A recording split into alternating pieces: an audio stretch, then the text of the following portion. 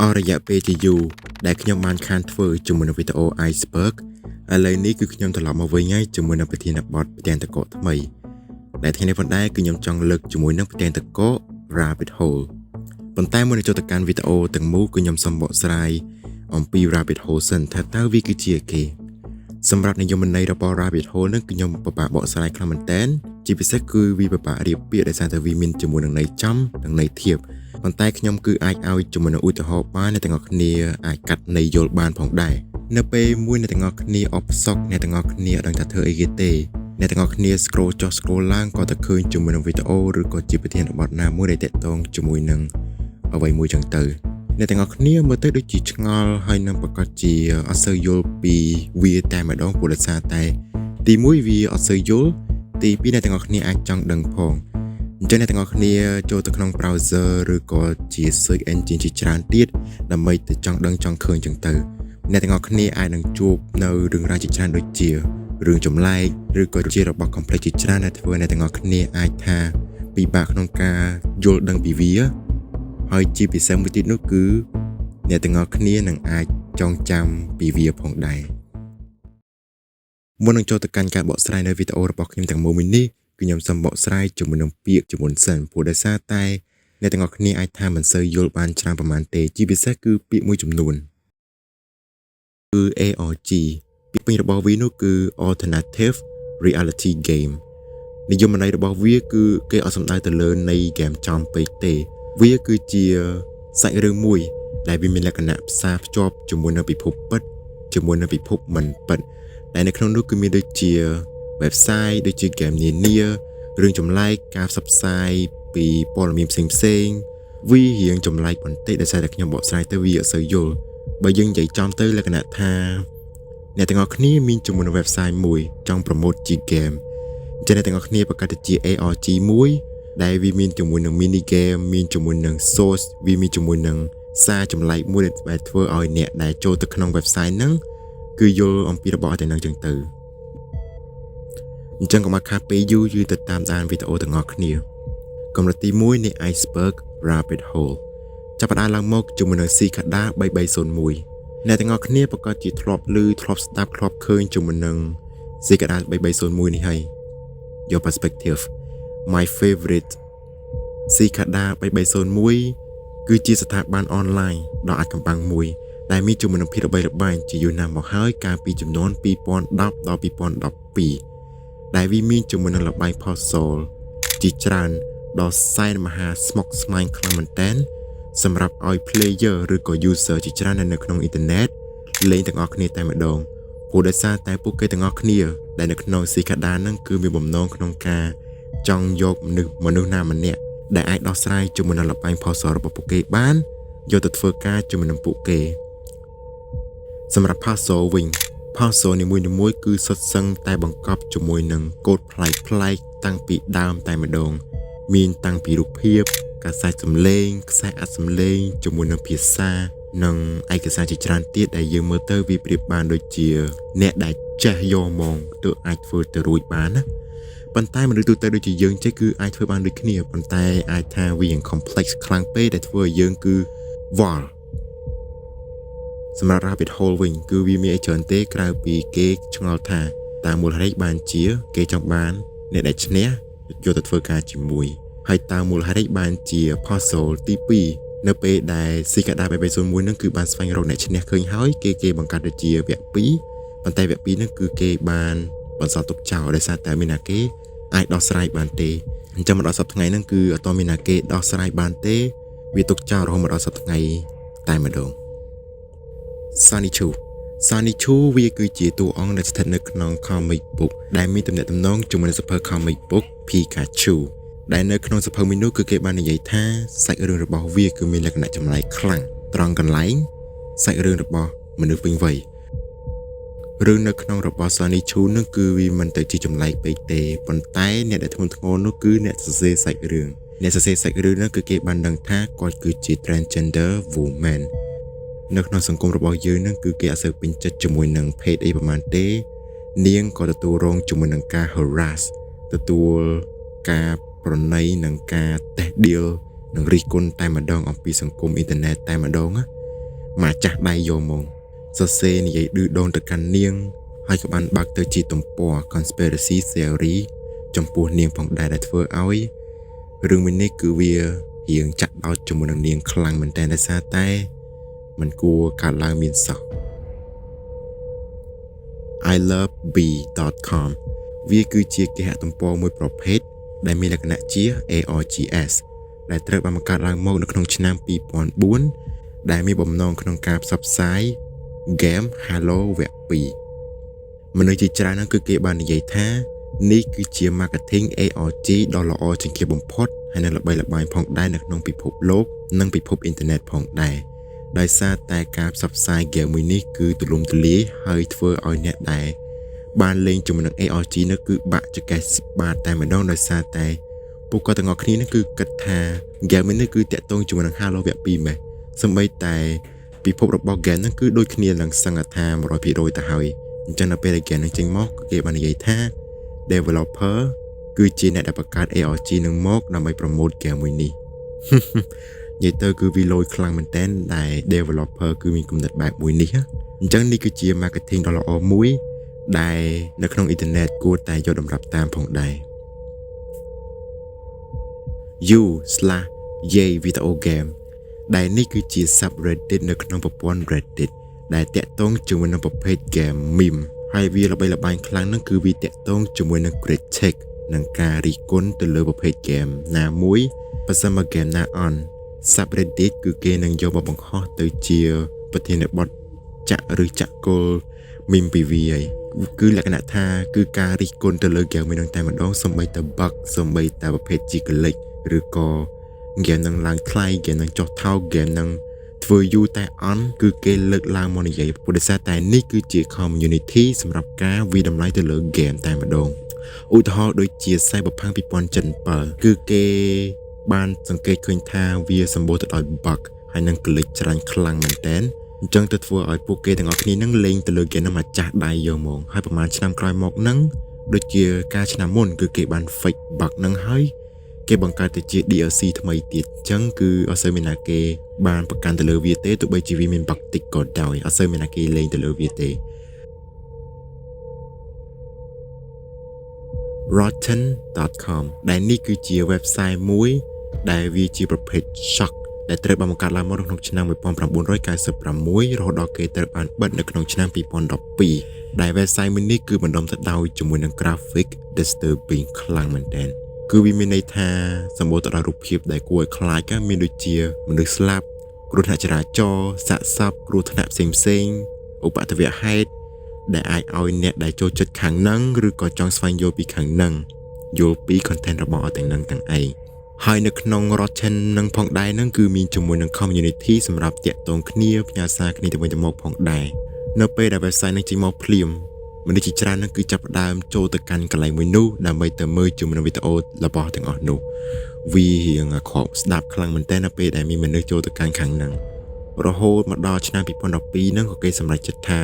បិទ website នឹងចោលតែម្ដងទៅអញ្ចឹងក៏គេបានបង្កើតទៅជា website ជាច្រើនទៀតដែលវាជា alternative website ដែលវាមានដូចជា devianc.com to go one cup go say no I should not say this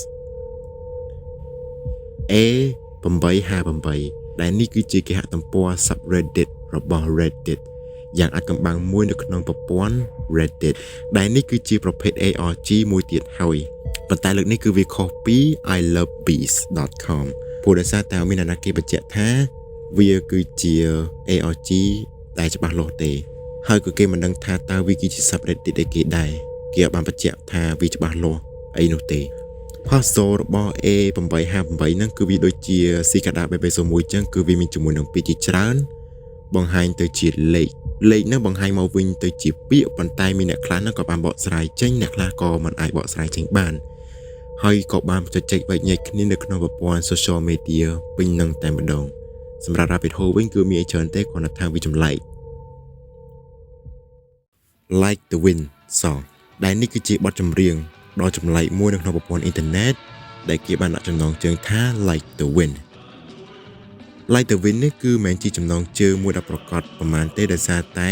គេបានដាក់រហស្សនាមនៃបទចម្រៀងមួយនេះគឺថា Most Mysterious Song on the Internet មកដល់ពេលសប្តាហ៍តែម្ដងចឹងអត់មានណាគេអាចទៅរកជាមួយនឹងម្ចាស់ដើម artist producer ឬក៏ director អ្នកដែលដឹកនាំជាមួយនឹងបទមួយនេះនោះទេអញ្ចឹងវាបានបង្ហាញមកថាបទចម្រៀងអាចចម្លែកផងដែរសម្រាប់ Rabbit Hole វិញគឺវាមានអីច្រើនទេក្រៅពីថាគេមិនអាចស្វែងរកជាមួយនឹងអាធីច្បាស់លាស់បានគេបានបង្ហាញទៅជាអក្សរចំណងជើងជាច្រើនប៉ុន្តែគឺវាមិនស័ក្តិសមជាមួយនឹងបទមួយនេះសោះព្រោះតែបទមួយនេះគឺចេញកាលពីជំនាន់ឆ្នាំ83នោះហ្នឹងអញ្ចឹងគឺគេដឹងថាណាគេអ្នកបង្កើតណាគេអ្នកច្រៀងនោះទេមកដល់ពេលសប្តាហ៍ថ្ងៃ Ash Vlog វានឹងគឺជាសាច់រឿងនៅក្នុងប្រព័ន្ធអ៊ីនធឺណិតមួយដែលពិសេសមួយផងដែរដែលមានជាមួយនឹងស្ត្រីម្នាក់ដែលមានវ័យក្មេងបានថតជាមួយនឹងវីដេអូពីជីវិតរបស់នាងប៉ុន្តែនៅពេលដែលនាងថតកាន់តែយូរទៅវាចាប់ផ្ដើមលក្ខណៈថាងងឹតទៅដោយដូចជាមាននរណាគេម្នាក់មកធ្វើបាបនាងអញ្ចឹងណាដូចជានាងទទួលបាននៅការ control ឬក៏ការពិនិត្យឬក៏ដូចជា kidnap ចាត់ចម្រិតមកធ្វើជាមួយនឹងវីដេអូអញ្ចឹងណាវាបានបង្ហាញទៅជាចម្ងល់ទៅដល់ទស្សនិកជនទាំងអស់គ្នាខ្លាំងមែនតើនាងបានធ្វើជាមួយនឹងកាយវិការនៅតែក្នុងបន្ទប់ហើយបង្ហោះទៅជាវីដេអូដូចជា found footage ជាមួយនឹង ARG អញ្ចឹងវាអត់តំណងសោះហ្មងណាសម្រាប់ Rabbit Hole វិញគឺវាមានអីច្រើនទេក្រៅពីពួកគាត់ទាំងអស់គ្នាឆ្ងល់ថាតើមូលហេតុបានជានាងដូចជាបង្ហាញទៅជាអត្តចរិតចម្លែកខ្លាំងមិនលះដូចជាមានការទទួលគ្រប់គ្រងពីនរណាគេម្នាក់អញ្ចឹងណា Captain Kuchi Key Lime Pie ប្រភពដើមរបស់វាគឺមកពី comment ដែល spam គ្រប់ទីកន្លែងនៅក្នុងអ៊ីនធឺណិតពាក្យ Key Lime Pie ហ្នឹងវាគឺជាឈ្មោះនៃភោជនីយដ្ឋានមួយរបស់លោក Captain Kuchi គាត់នឹងក៏មានកំណត់ក្នុងការទៅ comment ជាមួយនឹងវីដេអូទាំងអស់នៅក្នុងអ៊ីនធឺណិតដែលផ្សារភ្ជាប់ជាមួយនឹងពាក្យពេចន៍ដែលតាក់ទងជាមួយនឹងតារាផ្សេងតារាល្បីល្បាញឬក៏ដូចជាពាក្យពេចន៍ផ្សេងទៀតដែលធ្វើឲ្យយើងហ្នឹងគឺមើលទៅឆ្ងល់ខ្លាំងមែនតើពាក្យចចាមអារាមនៃ Captain Kuchi Key-Lime Pie នេះគឺគេគិតថាវាគឺជាយុទ្ធសាស្ត្រ promote របស់ហាងរបស់គាត់ឬក៏វាគឺជា prank ហើយខ្លះទៀតហ្នឹងក៏គេគិតថាវាអាចទៅជា bot ដើម្បីសម្រាប់ធ្វើជានុយក្នុងការ promote ដើម្បីឲ្យហាងរបស់គាត់ហ្នឹងគឺស្គាល់អីជាដើមចឹងទៅយើងក៏មកប្រកាសដែរថាវាគឺជាអ្វីអញ្ចឹងណា Time Cube វានឹងគឺជាពាក្យចចាមអារាមឬក៏ series ដ៏ល្បីល្បាញមួយនៅក្នុងអ៊ីនធឺណិតដែលត្រូវបានផុសកំណត់ឡើងដោយលោក Jen Ray គាត់នឹងគឺបាននិយាយថារយៈពេល24ម៉ោងពុំមែនជាមួយថ្ងៃនោះទេពោលវាគឺបានបែងចែកទៅជា4ពេលទៅវិញគឺដូចជាពេលព្រឹកពេលថ្ងៃល្ងាចហើយនិងយប់វាបានធ្វើឲ្យប្រព័ន្ធអ៊ីនធឺណិតទាំងមូលគឺចាប់ផ្ដើមរង្គោះរង្គើក្នុងការទៅពិភាក្សាគ្នាជាមួយនឹង series មួយនេះខ្លាំងមែនតើព្រោះដោយសារតែទី1វាចម្លែកទី2ថាតើគាត់គិតបែបម៉េចដែរមូលហេតុបានជាគាត់គិតបែបនេះមនុស្សជាច្រើនក៏ចាប់ផ្ដើមធ្វើការវែកញែកចំពោះគាត់ចំពោះ series របស់គាត់នឹងឯងអញ្ចឹងដែលធ្វើឲ្យប្រព័ន្ធអ៊ីនធឺណិតហ្នឹងគឺចាប់ផ្ដើមគិតថាគាត់អាចនិយាយត្រូវព្រោះដោយសារតែ24ម៉ោងគឺมันអាចធ្វើត្រូវទេហើយវាមាន4ពេលអាចថាវារៀងតំណងជាងប៉ុន្តែយើងក៏មិនមានអំណាងអីសម្រាប់ឲ្យយើងគិតឲ្យបានសមប្រកបប្រមាណដែរព្រោះសារវាសមហេតុផលខ្លះមិនសមហេតុផលខ្លះនឹងវាទៅតាមការគិតរបស់យើងចឹងណា blankroomsoup.avi ខ្ញុំជឿតែអ្នកទាំងអស់គ្នាធ្លាប់ឃើញជាមួយនឹងវីដេអូប្រហែលម្នាក់ហូបស៊ុបហើយតើមានតុក្កតា2ហើយមើលពីក្រោយខ្នងកំពុងតែហូបជាមួយនឹងការយំរបស់បរិសម្នាក់នឹងផងដែរវាមានខុសគ្នាទេព្រោះតែខ្ញុំចាំវីដេអូនឹងច្បាស់មនុស្សជាច្រើននោះគឺគេបានគិតថាគាត់គឺត្រូវបានគេចាត់ចម្រិតយកទៅធ្វើជាអីចឹងណាហើយមនុស្សជាច្រើនទៀតក៏បាននិយាយដែរថានៅក្នុងទឹកស៊ុបរបស់បរិសម្នាក់ហ្នឹងគឺមានជាមួយនឹងប្រពន្ធនិងកូនរបស់គាត់មើលម្នាក់ហ្នឹងអញ្ចឹងណាហើយតុក្កតា2ហ្នឹងគឺធ្វើមកហូបឲ្យគាត់ហូបចឹងទៅអ្នកខ្លះហ្នឹងក៏គេបាននិយាយដែរថាវាគឺជាការចាត់ចម្រិតឬក៏ជាការធ្វើទរណកម្មដ៏ធ្ងន់ធ្ងរមួយដើម្បីប្រមានអីចឹងណាឬក៏មួយទៀតគឺគេគិតថាវាគឺជា creepy pasta Blank Room Soup តែប៉ុណ្ណោះហើយវីដេអូមួយនោះគ្រាន់តែគេធ្វើជា remake សម្រាប់ឲ្យ creepy pasta តែប៉ុណ្ណឹងឬមួយទៀតក៏គេអាចគិតថាទៅជា snuff វីដេអូដើម្បីបំភ័យជាមួយនឹងមនុស្សគ្រប់គ្នាទាំងអស់ហ្នឹងចឹងទៅយើងក៏មិនអាចប្រកាសថាមួយណាវាត្រឹមត្រូវនោះទេវានៅតែជាវីដេអូចម្លែកមួយនៅក្នុងប្រព័ន្ធអ៊ីនធឺណិតជាពិសេសនៅពេលដែលវាចេញមកពី dark web ភ្លាមគឺមនុស្សជាច្រើនគឺគេគិតជ្រៅខ្លាំងមែនតើ 11BX 1371វាគឺជា short video មួយដែលចម្លែកខ្លាំងមែនទែនគេមិនដឹងថាតើវីដេអូមួយនេះគឺវាមានអត្ថន័យដូចម្ដេចទេដោយមានជាមួយនឹងមនុស្សម្នាក់ស្លៀកពាក់បិទជិតឆឹងជាមួយនឹងពណ៌ខ្មៅហើយព្រមជាមួយនឹងសំឡេង background ដ៏គួរឲ្យខ្លាចហើយវា cryptic static វាឡើងពេញនឹងតែម្ដងដែលធ្វើឲ្យយើងនឹងគឺរៀងឆ្ងល់ហើយវាជាអីគេអត់ដឹងដែរមនុស្សមួយចំនួននឹងគឺចាប់ផ្ដើមទៅស្វែងរកជាមួយនឹងវីដេអូមួយនេះថាតើវីដេអូមួយនេះគឺវាមានអីគេដែរហើយតើបង្កប់ជាមួយនឹងអ្វីគេខ្លះដែលធ្វើឲ្យវីដេអូមួយនេះគឺវាចម្លែកហើយនឹងសម្ងាត់ខ្លាំងម្ល៉េះ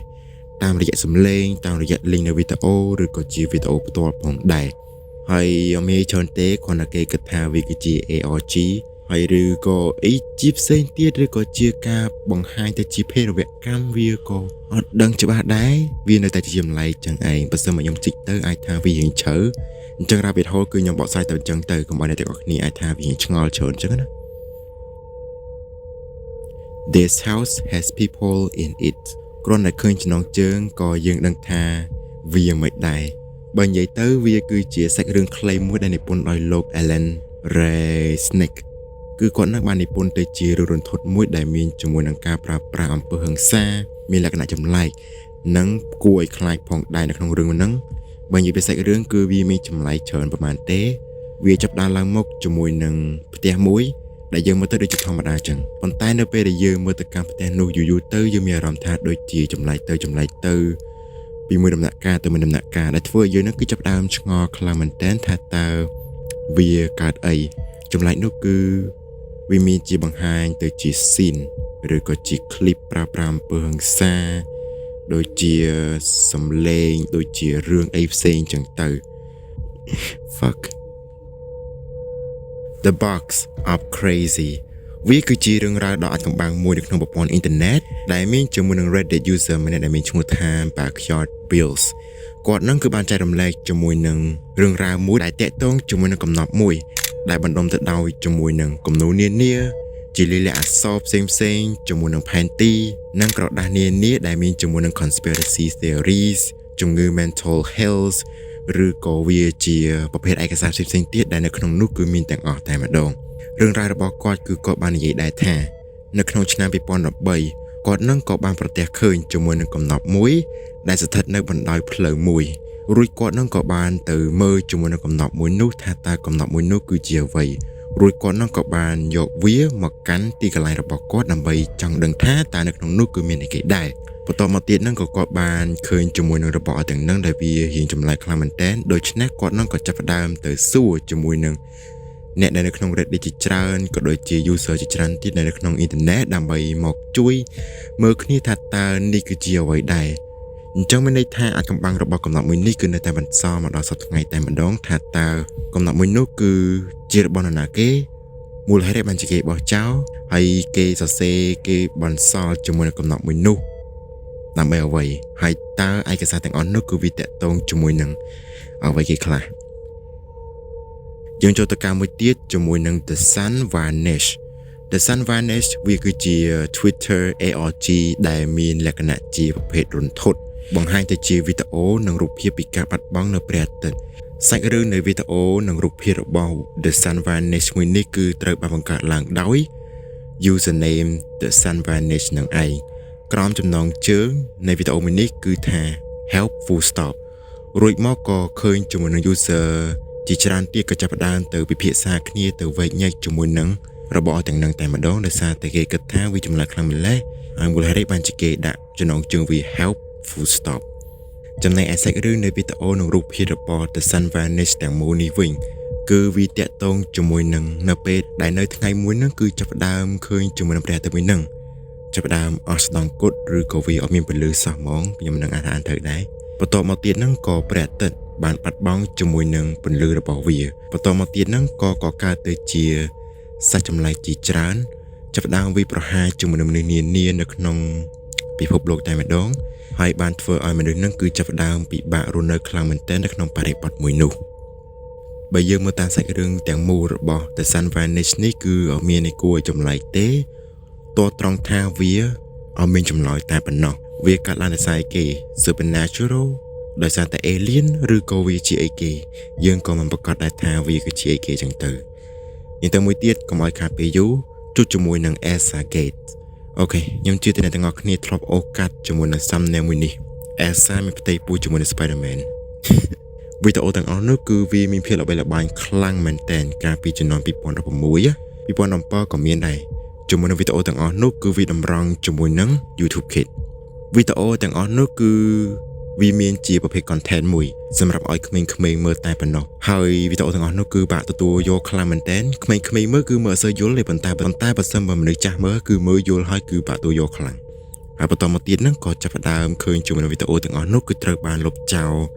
ជាបន្តបន្ទាប់នៅក្នុងឆ្នាំបន្តមកទៀតចឹងណាមូលហេតុហ្នឹងគឺវាមានច្រើនទេគ្រាន់តែថាវារៀងខ្ពើមដោយសារតែវាគឺវាតកតងជាមួយនឹង sexual theme violation ឬក៏វាតកតងជាមួយនឹងការប្រើប្រាស់អំពើហិង្សាមួយគ្នាចឹងណាប៉ុន្តែវាប្រើប្រាស់អំពើហិង្សាគឺវាទូចទេប៉ុន្តែនៅពេលដែលយើងមើលចឹងទៅវាអត់គួរឲ្យមានសោះហ្មងនៅក្នុងវីដេអូសម្រាប់ឲ្យក្មេងមើលអត់គួរមានទេហើយវីដេអូទាំងអស់នេះគឺទទួលបានជាមួយនឹងការចាប់អារម្មណ៍ហើយ view មើលច្រើនខ្លាំងមែនទែនដោយសារតែក្មេងគឺចូលមើលហើយមើលទៀតអញ្ចឹងគឺវាបានលុយតាំងពីពេលនឹងមកចឹងទៅវាបបាក់ទទួលយកមើលដែរហើយតាំងពីពេលនឹងមកហ្នឹងក៏ចាប់ផ្ដើមធ្វើឲ្យ YouTube គឺបន្តឹងជាមួយនឹងច្បាប់និងវិន័យទៅលើអីចឹងទៅហើយមិនតែប៉ុណ្ណោះក៏លុបចោលជាមួយវីដេអូទាំងអស់ហ្នឹងផងដែរដោយសារតែវារៀងប៉ះពាល់អញ្ចឹង rabbit hole នៃ Elsa Gate នេះគឺវាមានច្រើនទេក្រៅពីវារៀងតាក់ទងជាមួយនឹង sexual theme ជាមួយនឹង violence ច្រើនពេកគឺខ្ញុំបាក់ទទួលយកសម្រាប់ខ្ញុំខ្លួនឯងទៅដល់វាបាក់ទទួលយកមែន Marble Hornet វានឹងគឺជាខ្សែសេរីនៃវីដេអូបែបរន្ធត់មួយដែលត្រូវបានបង្ហោះនៅក្នុងឆ្នាំ2019នៅក្នុង YouTube វាធ្វើទៅជាប្រភេទបែបជា found footage និងរឿងរបស់ Slenderman ផ្ទុះការគ្រប់គ្រងជាមួយនឹងភាពល្បីល្បាញខ្លាំងមែនទែនដោយសារតែផលិតករ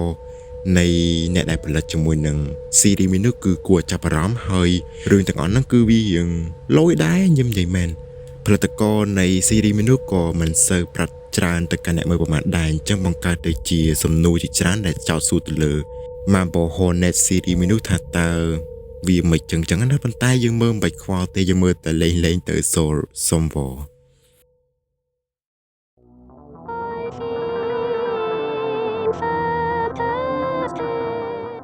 វាគឺជាវីដេអូដ៏គួរឲ្យមហា creepy មួយនៅក្នុងប្រព័ន្ធអ៊ីនធឺណិតណានាក៏មានដែរជាពិសេសក្នុង YouTube ខ្ញុំជឿថាអ្នកទាំងអស់គ្នាធ្លាប់ឃើញជាមួយវីដេអូមួយនេះយើងឃើញជាមួយនឹង robot រូបរាង Taylor Swift ច្រៀងបទចម្រៀង I Feel Fantastic ហើយ creepy ខ្លាំងមែនទែនដោយសារតែសំឡេងគឺ static ហើយ cryptic ខ្លាំងមែនទែនវាបាក់ទទួលយកខ្លាំងណាយើងកុំគិតច្រើនតើយើងទាំងអស់គ្នាថាតើគេបង្កើតទៅជា rabbit hole ដោយសារគេដែរនៅក្នុងវីដេអូទាំងមូលហ្នឹងគឺយើងបានឃើញជាមួយនឹង Taylor Swift បានច្រៀងជាមួយនឹងបទចម្រៀង I Feel Fantastic ដោយឈរថ្មឹងតែម្ដងហើយវាបានផ្ទុះទៅជាការវែកញែកពេញនឹងតែម្ដងដែលយើងបានឃើញជាមួយនឹង robot ហ្នឹងគឺគេបានគិតថាវាគឺជាគិតករសម្រាប់មនុស្សនៅពេលមួយដែលយើងឃើញជាមួយនឹងវីដេអូមួយនោះបានបង្ហាញទៅជាទីធ្លានៃព្រៃឈើមួយហើយយើងបានឃើញជាមួយនឹងការ zoom in ទៅកាន់កន្លែងហ្នឹងតែម្ដងវាយើងមើលទៅដូចជាប្រាប់ឲ្យយើងទៅមិនចឹងយើងក៏មិនប្រកាសដែរហើយក៏គេគិតថាតើ robot មួយនោះគឺបង្កើតឡើងមកដើម្បីបន្លាចអ្នកមើលហើយគេបង្កើតឡើងមកគ្រាន់តែថាគេ entertainment ទៅដល់មនុស្សតែប៉ុណ្ណោះ I Feel Fantastic វាគឺជាវីដេអូមួយដែលបានបន្សល់ទៅជាសម្ងាត់តែប៉ុណ្ណោះវាមានច្រើនទេវាគ្រាន់តែឲ្យយើងឆ្ងល់តែប៉ុណ្ណឹង Polybius គឺជាវីដេអូហ្គេមមួយប្រភេទដែលបានកកើតឡើងមកនៅក្នុងទីក្រុង Portland នៃរដ្ឋ New Orleans ដែលស្ថិតនៅក្នុងហ្គេម arcade មួយចម្លែកហើយនឹងប្លែកខ្លាំងមែនទែនវាមានច្រើនទេដោយសារតែសម័យកាលនោះនៅក្នុងឆ្នាំជំនាន់80អីចឹងណាវាមានចម្លែកទេដោយសារតែគេបង្កើតទៅជាប្រព័ន្ធហ្គេមទូលេងហ្គេមធម្មតាដូចជាហ្គេមមាញ់ត្រីហ្គេមលេងផ្សេងៗដូចជាហ្គេមត្រនហ្គេមអីចឹងណាវាអត់មានចម្លែកទេអូខេឥឡូវយើងចូលទៅកាន់ជាមួយនឹងទស្សនវិជ្ជានៃហ្គេមនេះទាំងអស់គ្នាថាតើប្រហែលបានជាវាទៅជា rabbit hole រូបភាពនៅក្នុងហ្គេមវិញនោះគឺយើងបានឃើញជាមួយនឹងយន្តហោះវាដូចជាហ្គេមធម្មតាចឹងនៅពេលដែលយើងឃើញជាមួយនឹងយន្តហោះដេញបាញ់ជាមួយនឹងយន្តហោះមួយទៀតហ្គេមទូទៅឯហ្នឹងសម័យឥឡូវប៉ុន្តែនៅពេលដែលយើងលេងកាន់តែយូរទៅវាចាប់ផ្ដើមធ្វើឲ្យយើងហ្នឹងគឺឈួតនិយាយសួរស្ដាប់មកគឺឈួតដោយសារតែហ្គេមទាំងអស់នោះគឺវាបង្ហាញទៅជារូបភាពបែបថា abstract ដែលធ្វើឲ្យយើងមើលទៅវារៀងអញញ៉ៃមើលយើងមើលអត់ស្រួលខ្លួនហ្មង ធေါ်បានទេគឺគួតយកមកដោយសារតែវាញ៉ាញ៉ៃវល់ប៉ុណ្ណឹងនិយាយទៅគឺយើងមើលគឺឈួតយកហ្មងខ្ញុំនិយាយមែនហើយយើងនៅតែឆ្ងល់ថាមូលហេតុបានជាគេបង្កើតវាមកតែในเกมហ្នឹងគឺធ្វើឲ្យអ្នកលេងហ្នឹងគឺឈួតដោយសារតែវល់អញ្ចឹងណាដូចចង់ការវាកចរិតមែនតែពេលយើងឃើញហ្គេមមួយហ្នឹងណាប៉ុន្តែខ្ញុំសូមប្រាប់ថាហ្គេមនេះគឺវានៅក្នុងអ៊ីនធឺណិតគឺនៅមាន available ចឹងអ្នកទាំងអស់គ្នាអាចថាទៅ down បានហើយយកមកលេងខ្លួនឯងចុះប៉ុន្តែខ្ញុំខ្លាចតែ malware តែប៉ុណ្ណោះដោយសារតែហ្គេមចំនួនមួយវាមិនតែអត់ malware ត្រូវអត់ហើយវាហ្គេមតាម file ទៀតទៀងខ្លួនហើយ Who's create ណាគេអ្នកបង្កើតគេនឹងក៏បាននិយាយដែរថារដ្ឋាភិបាលជាអ្នកបង្កើតក្នុងការបង្កើតទៅជាការ control ទៅលើបញ្ញារបស់អ្នកលេងផ្លូវចិត្តរបស់អ្នកលេងឬក៏ទាញយកជំនឿទិន្នន័យរបស់អ្នកលេងពីហ្គេមមួយនោះឬក៏ចង់បានជាអីផ្សេងដើម្បីបង្កើតទៅជាអ្វីមួយទៀតនិយាយទៅ rabbit hole នៃហ្គេមនេះគឺគេចោទទៅលើរដ្ឋាភិបាលតែម្ដងដោយសារតែគេគិតថាអ្នកបង្កើតទេដឹងសម្រាប់ខ្ញុំវិញគឺខ្ញុំគិតថាពេលដែលហ្គេមបង្កើតឡើងមកគឺតែងតែធ្វើឲ្យអ្នកលេងគឺសប្បាយលេងត្រូវអត់ប៉ុន្តែ Polybius នេះវាបានជាគេបង្កើតឡើងមកដើម្បីឲ្យអ្នកលេងវល់ទៅវិញអូខេឥឡូវយើងទៅមួយទៀតជប់ជាមួយនឹង Boys Word វាគឺជា YouTube channel មួយដែលមានជំនុំនៃជាច្រើនចាប់អារម្មណ៍ខ្លាំងមែនទែនគឺវាមានអារម្មណ៍ថាដូចជាគួរឲ្យខ្លាចព្រោះដោយសារតែវាមានជាមួយនឹង glitch វីដេអូសំឡេងប្លែកនិងមានជាមួយនឹងរបស់របរចម្លែកក្នុងវីដេអូមួយនោះសម្រាប់ Rabbit Hole វិញចម្លែកខ្លាំងអាចកំបាំងតែយ៉ាងណាវីដេអូមួយនោះគឺកំសាន្តអ្នកមើលតែប៉ុណ្ណឹងគឺវាមានអីច្រើនទេព្រោះដោយសារតែ Voice Word ខ្ញុំមើលទៅវាដូចជាមិនគួរឲ្យខ្លាចបានទេប៉ុន្តែគាត់ថាវាគួរឲ្យ creepy បន្តិចតែប៉ុណ្ណឹង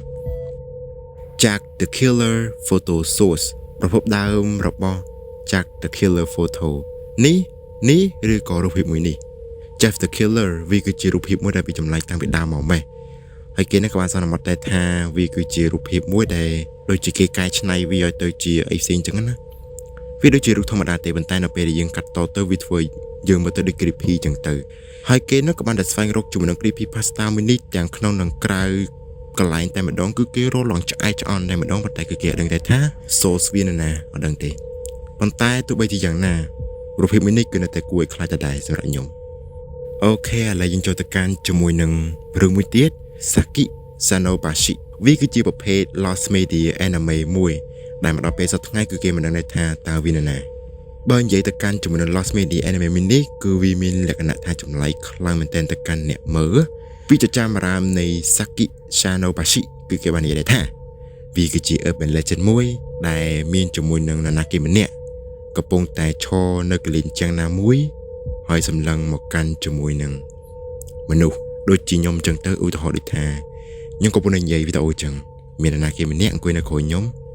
No បើនិយាយទៅ Lost Media នេះគឺចាំតែស្ងាត់តែអ៊ីនធឺណិតគឺលះមកអស់ដៃយកហ្មងគឺចាំតែទៀងខ្លួនហើយមូលហេតុបានជាគេបង្កើតឡើងមកហើយវាចម្លែកមែនហើយមូលហេតុបានជាគេបានចឹងទៅខ្ញុំនិយាយចម្លែកដែរដោយសារតែខ្ញុំមិនចង់ឲ្យវាស្ងាត់ហើយ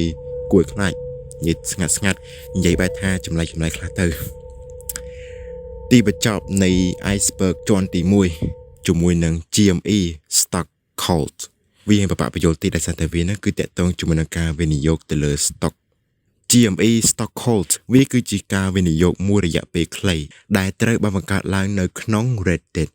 បន្ទាប់មកទៀតហ្នឹងក៏គេបានយកជាមួយនឹងឈ្មោះ brand មួយដែលមានឈ្មោះថា GameStop មកធ្វើការ trade ជាមួយនឹង stock នៅក្នុងប្រព័ន្ធ trading ចឹងណារួចវានឹងក៏បានបង្កើតទៅជាការរង្គោះរង្គើខ្លាំងមែនទែននៅក្នុង marketing stock តែម្ដងចំពោះអ៊ីនធឺណិតវិញក៏ផ្ទុះផងដែរបានបង្កើតទៅជា meme ដែលគេធ្វើការលលេងជាមួយនឹង stock ធំដល់តែទៀតដូចជា crypto ដូចជា Binance ដូចជាអីផ្សេងទៀតចឹងទៅវាតកតងគ្នាហើយសូម្បីតែអ្នកដែលលេងធំដូចជា Elon Musk ដូចជាអ្នកលេងផ្សេងទៀតហ្នឹងក៏ចាប់ផ្ដើមធ្វើការមកវែកញែកជាមួយនឹង GME Stock Cult ដែរព្រោះដោយសារតែគេបង្កើតមានឡើងមកដើម្បីធ្វើការប្រគល់ប្រជែងជាមួយនឹងអចលនទ្រព្យ stock មួយនឹងតែម្ដងឥឡូវខ្ញុំឧទាហរណ៍ឲ្យមួយចុះដើម្បីងាយស្រួលស្ដាប់ថាមូលហេតុបានជាវាឈ្នះគេខ្ញុំសំដៅទៅដល់ជាមួយនឹង NFT មួយចុះ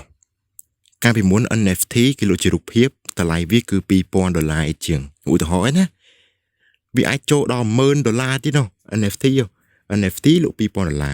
បន្ទាប់មកគេហ្នឹងក៏ចាប់ផ្ដើមមានជាមួយនឹង GME Stock Cult ហ្នឹងគេចង់លក់វានៅក្នុងតម្លៃមួយដែលវាខ្ពស់ជាងតម្លៃទីផ្សារទូទៅឧទាហរណ៍ដូចជាយើងលក់តម្លៃដើម$2,000 បន្តមកទៀតហ្នឹងក៏មានជាមួយនឹងstock call ហ្នឹងតម្លាក់លុយឲ្យហ្មងថាមកលក់នេះមកគឺខ្ញុំលក់ឲ្យ2500ចុះឧទាហរណ៍អញ្ចឹងណាបន្តមកទៀតហ្នឹងក៏ចាប់ដើមចំណេញចឹងទៅព្រោះដោយសារតែយើងទិញមកដោយថ្លៃដើមរបស់វាហ្នឹងគឺថោកជាមួយនឹងការលក់ចេញទៀតអញ្ចឹងមានន័យថាយើងលក់ដើមចំណេញជាងគឺអា stock ហ្នឹងគឺវាល្បីល្បាញដោយសារតែលក់លើតម្លៃទីផ្សារហើយចំណេញខ្លាំងមែនតើណាដែល B នឹងធ្វើឲ្យសេដ្ឋកិច្ចទីផ្សារខាង stock ហ្នឹងគឺ B នឹងបាសជើងនៅក្នុងឆ្នាំ2021សាហាវខ្លាំងមែនតើអូខេជាន់ទី1របស់យើងគឺចាត់ទៅនឹងឯងអរគុណសម្រាប់ការតាមដានវីដេអូនេះយើងជួបគ្នានៅក្នុងជាន់ទី2កម្រិតទី2នៃផ្ទាំងតក Rabbit Hole ចាប់ផ្ដើមឡើងមកជាមួយនឹង Downier House វាគឺជាសាច់រឿងបែបរន្ធត់មួយដែលត្រូវបានបង្កើតឡើងដោយលោក Eric Heiserer ដោយសាច់រឿងរបស់គាត់នឹងគឺបាននិពន្ធចន្លោះឆ្នាំ2004ដល់ឆ្នាំ2006សាច់រឿងទាំងមូលនោះគឺនិយាយអំពីបរិសម្នាក់ដែលមានឈ្មោះថាលោក Mark គឺគាត់បានទៅស្វែងរកជាមួយនឹងផ្ទះមួយបន្ទាប់មកគាត់នឹងក៏បានបាត់ខ្លួនទៅប៉ុន្តែមិនយូរប៉ុន្មានលោក Mark ក៏គាត់នឹងបានផ្ញើសារទៅកាន់មិត្តភ័ក្តិរបស់គាត់តាមរយៈ email ទៅកាន់មិត្តភ័ក្តិរបស់គាត់គឺមានឈ្មោះថា Cameron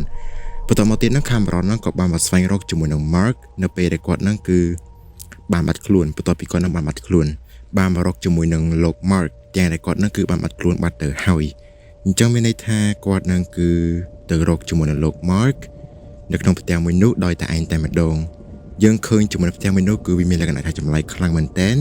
ទី1គឺសំឡេងចម្លែកទី2គឺពេលដែលយើងដើរចូលទៅមានអារម្មណ៍ថាដូចជាមានអ្នកគេមើលយើងរហូតអញ្ចឹងណាដោយចង់បញ្ចប់នៃរឿងនេះគឺ Cameron គឺបានមិនអាចជិះមករួចទេគឺវាមានតែប៉ុណ្ណឹងអ៊ីនធឺណិតក៏បានចាប់ផ្ដើមជីកកកាយជាមួយនឹងរឿងរបស់គាត់តែម្ដងដោយសារតែរឿង Downier House នេះគឺវាចម្លែកខ្លាំងមែនតើហើយគេគិតថារឿងនេះគឺជារឿងពិតព្រោះដោយសារតែលោក Eric ហ្នឹងក៏បាននិយាយថា